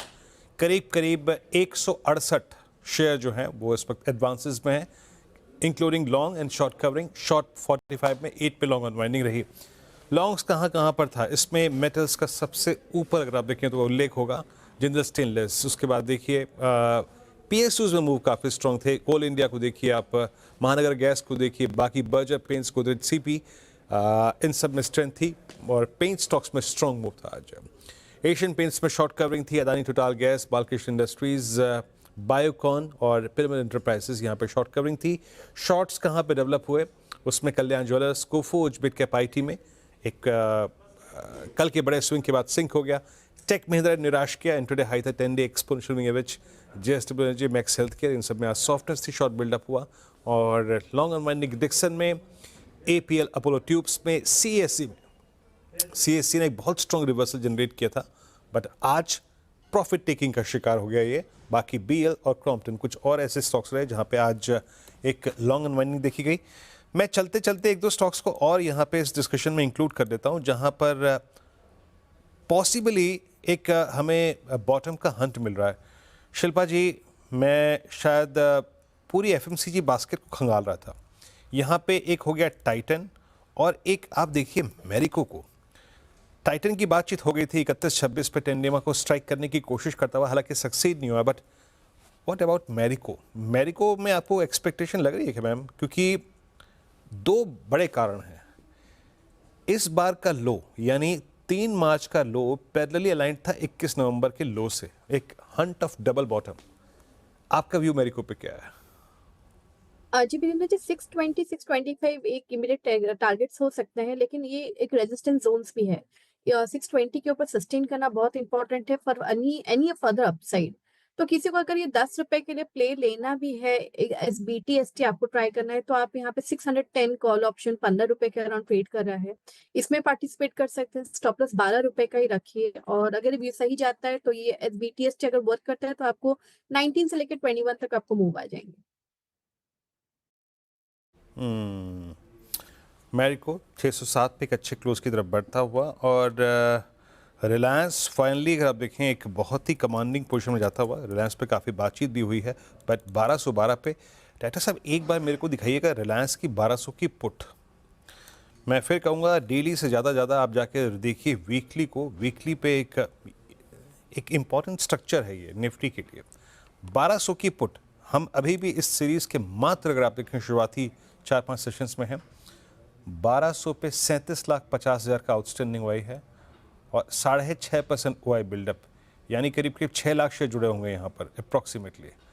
तो थोड़ा कमांडिंग पोजीशन में रिलायंस आता हुआ, और एक बार HDFC बैंक, सिंस ये एक कॉल थी बाय कॉल सचिन की 1691 पे आके क्लोज होता हुआ, वो थ्रस्ट नहीं मिल पाया, बट स्टिल 1690। एक बार जरा इसके 1700 के कॉल राइटर का दर्शन करा दीजिए, उसके बाद चलते हैं अनुज के पास। 1200 की पुट देखिए रिलायंस की, और 1700 की कॉल देखते हैं। 1200 को रीगेन कर लिया रिलायंस ने, और HDFC बैंक अभी 1700 को रीगेन नहीं कर पाया। आज सुबह का मॉर्निंग हाई भी वही था। जरा एक बार वो स्ट्राइक दिखाइए 46.74। मेरे ख्याल से अभी भी वो एक टर्बुलेंस जोन बना रहेगा। 1700 का कॉल राइटर, 46 लाख का आउटस्टैंडिंग OI, और एक और चीज़ याद रखिएगा, ठीक आज ही के हाई पर ठीक 1700 पर इसके दो शॉर्ट टर्म एवरेजेस अलाइन है 10-20। कोफोज फाइनली सिंक हुआ, बहुत बुरी तरीके से सिंक हुआ, और कोफोज रिट्रेस होकर 75.97 पे। और चीज़ें जो आज सिंक हुई हैं उसमें टेक महिंद्रा, कल्याण, और BSE को देखिए, BSE का क्लोज आ रहा है ऑलमोस्ट 200 डे एक्सपोनेंशियल एवरेज पे, और जोमेटो 1% नीचे। जोमेटो भी मल्टीपल अटेम्प्ट्स के बावजूद अपने 200 डे एक्सपोनेंशियल एवरेज को नहीं रीगेन पार कर पा रहा है। कल का हाई, आज का हाई, दोनों दिन का हाई इसका 200 डे में रहा, लेकिन बहुत अच्छी स्थिति में जा रहा है। कैंप्स लेके आइएगा जरा प्लीज़ एक बार, 3% ऊपर, और क्या शानदार तेजी टेंडेमा को। मानस, मैं एक स्टॉक और आप जाना चाहूँगा आपसे, दैट्स कैंप्स, और मेरे ख्याल से सुबह मैंने इसका उल्लेख किया भी था, लिख के भी रखा था। कैंप्स पे आपका टेक क्या होगा? देखिए, बिल्कुल जगह बिल्कुल सही है जहां से रिवर्सल मिला है, क्योंकि 200 वीक मूविंग एवरेज के आसपास सपोर्ट लिया, आज ट्रेंडिंग मूविंग एवरेज के ऊपर क्लोज हो रहा है। आई थिंक ये रैली कंटिन्यू हो सकती है, 34.75 तक के टारगेट्स पॉसिबल है। अगर एक ट्रेड लेना होगा तो वो लॉन्ग साइड पे होगा, और करंट लेवल्स पे आप खरीदारी कर रहे हैं तो आपके स्टॉप लॉसेस 32-29 के नीचे रहेंगे। ओके, चलिए अब आपको एक फाइनली समरी बताता हूँ यहाँ पे, कि आज अगर आप बाज़ार को कई धड़ों में बांट दें और देखिए कि क्या हुआ, और हीट मैप क्या कहता है। एक सेकेंड, आई थिंक अभी ये रिफ्रेश नहीं हुआ है मेरा, अभी और 1-1.25 मिनट का समय लगेगा, तो उसके बाद मैं इन स्टैट्स को ज़रूर शेयर करूँगा। यस, सेक्टोरियल मूव आज इसमें अगर आप हीट मैप को देखें तो सबसे बड़ा सेक्टर जिसने आज लॉन्ग विटनेस किए वो कौन सा है? एक सेकेंड, यस, सबसे बड़ा लॉन्ग 2.5% का ऑयल गैस इंडेक्स में, मेटल्स में 2.1%, आई मीन यानी कमोडिटीज़ का बहुत स्ट्रॉन्ग बोलबाला रहा इस पूरे पुल बैक में। तीसरे पे केमिकल्स 1.3%, यानी ऑयल गैस, मेटल्स, केमिकल्स, उसके बाद फॉलोड बाय फार्मा, और उसके बाद FMCG। आज के इस गेनर्स की लिस्ट में लॉन्ग बिल्डअप में अभी भी बैंकिंग का जो जिक्र मैं करूंगा वो है थर्ड लास्ट पायदान पे, यानी सबसे अच्छा पुल बैक या फिर लॉन्ग्स विजिबल थी oil and gas, metals and chemicals में, और कुछ स्पेस जहां पे शॉर्ट बिल्डअप है, मात्र एक टेक्सटाइल स्पेस जिसमें शॉर्ट बिल्डअप है, और सबसे कम लॉन्ग बिल्डअप है कैपिटल गुड्स में, सबसे कम लॉन्ग। बट अनुज अच्छा था ये सेशन, बट इस पे कोई दुराई नहीं अनुज के 2 दिन के इस बिहेवियर को देखें तो सबसे बड़ा माइलेज लिया है कमोडिटीज ने, मेटल्स ने और ऑयल एंड गैस ने। अनुज क्रूड का बिल्कुल impact है ना? बिल्कुल। एक चीज़ मैं लेकिन क्लियर कर देता हूँ वीरू, बहुत ज़्यादा एक्साइटेड होने की ज़रूरत नहीं है, ठीक है। और फिर से मैं कह रहा हूँ, हमारी प्रॉब्लम जो है ना मार्केट की, वो टैरिफ नहीं थी। ये ग्लोबल मार्केट में एक रैली आ रही है, इसमें हम थोड़ा पार्टिसिपेट कर रहे हैं, लेकिन हमारी मार्केट की प्रॉब्लम ट्रंप नहीं थी, हमारी मार्केट की प्रॉब्लम टैरिफ कभी नहीं थी, हमारी मार्केट की प्रॉब्लम डॉलर भी नहीं थी, हमारी मार्केट की प्रॉब्लम, हाँ कुछ हद तक क्रूड का सहारा मिलता है क्योंकि क्रूड हमारे लिए बहुत बड़ा मैक्रो होता है। हमारी मार्केट्स जो गिरी हैं वो गिरी हैं क्योंकि हम वैल्यूएशन सस्टेन नहीं कर पा रहे हैं इन अर्निंग्स पर। तो वो अर्निंग्स जब तक इम्प्रूव नहीं होंगी मार्केट नहीं चलेगा। और अगर जो मार्च एंड का क्वार्टर है, अगर अप्रैल के अर्निंग्स में आपको ग्रीन शूट्स नहीं दिखे तो आप वापस उन लेवल्स पर जाएंगे जहां से ये रैली की शुरुआत हुई थी। ये रिस्क हमेशा रहेगा और मैं एक बार फिर कह रहा हूँ, बहुत केयरफुल रहिए मिड कैप और स्मॉल कैप में। इस बार वो गलती मत करिएगा जो पिछली बार की थी आपने। लोगों की मेमोरी बहुत शॉर्ट होती है, बहुत जल्दी लोग भूल जाते हैं। काफ़ी स्टॉक्स में आप फंसे होंगे, काफ़ी स्टॉक्स में आपने ये भी सोचा होगा कि बस भगवान से वो अपील भी करी होगी या प्रेयर भी करी होगी कि बस मुझे थोड़ी सी रैली दिला दो, मैं इन स्टॉक्स में निकल जाऊंगा, दोबारा नहीं खरीदूंगा। उन्हीं स्टॉक्स में दोबारा फंसने की या दोबारा खरीदने की गलती मत करिएगा। ये रैली मिड और स्मॉल कैप में बहुत अग्रेसिवली फेल होने का रिस्क रहेगा, इस चीज़ को समझ के चलिएगा। चलिए खैर, आज का सत्र तो अच्छा रहा। एक बार जरा स्क्रीन की तरफ बढ़ते हैं और देखते हैं मार्केट की क्लोजिंग कैसी रही। निफ्टी करीब करीब 188 पॉइंट ऊपर बंद हुआ, यानी कि 0.8%, 22,527 पर। बैंक निफ्टी करीब करीब 150 पॉइंट ऊपर। निफ्टी आईटी फ्लैट बंद हुआ। Mid cap index towards the end, mid cap index थोड़ा सा क्रंच हुआ था एक्चुअली, 0.2% ही ऊपर रह गया। स्मॉल कैप इंडेक्स यहाँ पर ठीक ठाक तेज़ी थी, हालांकि करीब करीब 1% ऊपर था। इस वजह से एडवांस डिक्लाइन अच्छा था आज भी। 2000 बढ़ने वाले शेयर थे, 600 गिरने वाले शेयर थे, मतलब करीब करीब 3:1 का एडवांस डिक्लाइन था। सेक्टोरल हीट मैप देखते हैं आज। कल सारे सेक्टर्स ग्रीन में थे, आज भी सारे सेक्टर्स ऑलमोस्ट ग्रीन में थे। रियल एस्टेट बस इकलौता लूजर था, आईटी को आप लूजर नहीं कह सकते, फ्लैट ही था ये। रियल एस्टेट इकलौता लूजर था। सबसे ज़्यादा रैली थी मेटल्स में आज 2%, ऑयल एंड गैस 2.5%। तो कमोडिटी सेक्टर्स में रैली थी बेसिकली। पीएसयू इंडेक्स में 1.5% की रैली थी। तो ये कुछ सेक्टर्स थे जो स्टैंड आउट कर रहे थे। एफएमसीजी शुरुआत थोड़ी वीक हुई थी लेकिन टुवर्ड्स द एंड पिकअप हुआ। फार्मा में भी शानदार मोमेंटम रहा, 1.5% ऊपर ये इंडेक्स रहा आज की ट्रेड में। बैंक निफ्टी और फाइनेंशियल्स ने थोड़ा डिसअपॉइंट जरूर किया। चलिए अब आते हैं जरा आज के निफ्टी के हीट मैप पर। सबसे ऊपर एशियन पेंट्स, आज का बिग स्टॉक था 5% ऊपर। Coal India, Hindalco, BPCL, NTPC, Reliance Industries. Reliance पर आज 2 बड़ी ब्रोकरेज रिपोर्ट्स आई थी, उसका एक इम्पैक्ट देखने को मिला। Cipla, Tata steel, Bajaj Finserv, Hindustan Unilever, Eicher Motors, axis bank, TCS, hero. तो अक्रॉस द बोर्ड आज बाइंग थी टाइटन, बजाज फाइनेंस जैसे स्टॉक्स में। नीचे क्या था आपका? टेक महिंद्रा करीब करीब 2.5% नीचे। ट्रेंड था नीचे करीब करीब 1.25%। भारत इलेक्ट्रॉनिक्स 1% नीचे था। ब्रिटानिया, कोटक बैंक, ये कुछ स्टॉक्स थे जहां पर आज आपको वीकनेस देखने को मिली। टुवर्ड्स द एंड मार्केट थोड़ा सा डिप कर रहा है वैसे, लेकिन ठीक है, ओवरऑल दिन अच्छा था। मार्केट ने रेंज का रिस्पेक्ट करा, अपसाइड पर भी और डाउनसाइड पर भी। जी, रेंज का दायरे का सम्मान किया, अपसाइड में भी डाउनसाइड में भी। लेकिन निफ्टी बैंक उतना खूबसूरती शायद पार्टिसिपेट नहीं कर पाया। निफ्टी आईटी, लेकिन जैसे कि हम बात कर रहे थे कि बोलबाला आज कमोडिटीज का था, ऑयल एंड गैस और मेटल्स। खैर, ये थी आज की क्लोजिंग और अच्छा ये 2 दिन का रुझान रहा। कल शुक्रवार वीकेंड फैक्टर बाजार पे हावी रहेगा। Let's hope for the best कि वॉल स्ट्रीट आज संकेत अच्छे हों। अनुज और मैं फिर आपसे कल मुलाकात करेंगे मुनाफे की तैयारी में, और उससे पहले 7 बजे मॉर्निंग कॉल आशीष और मेरे साथ। तब तक के लिए नमस्कार।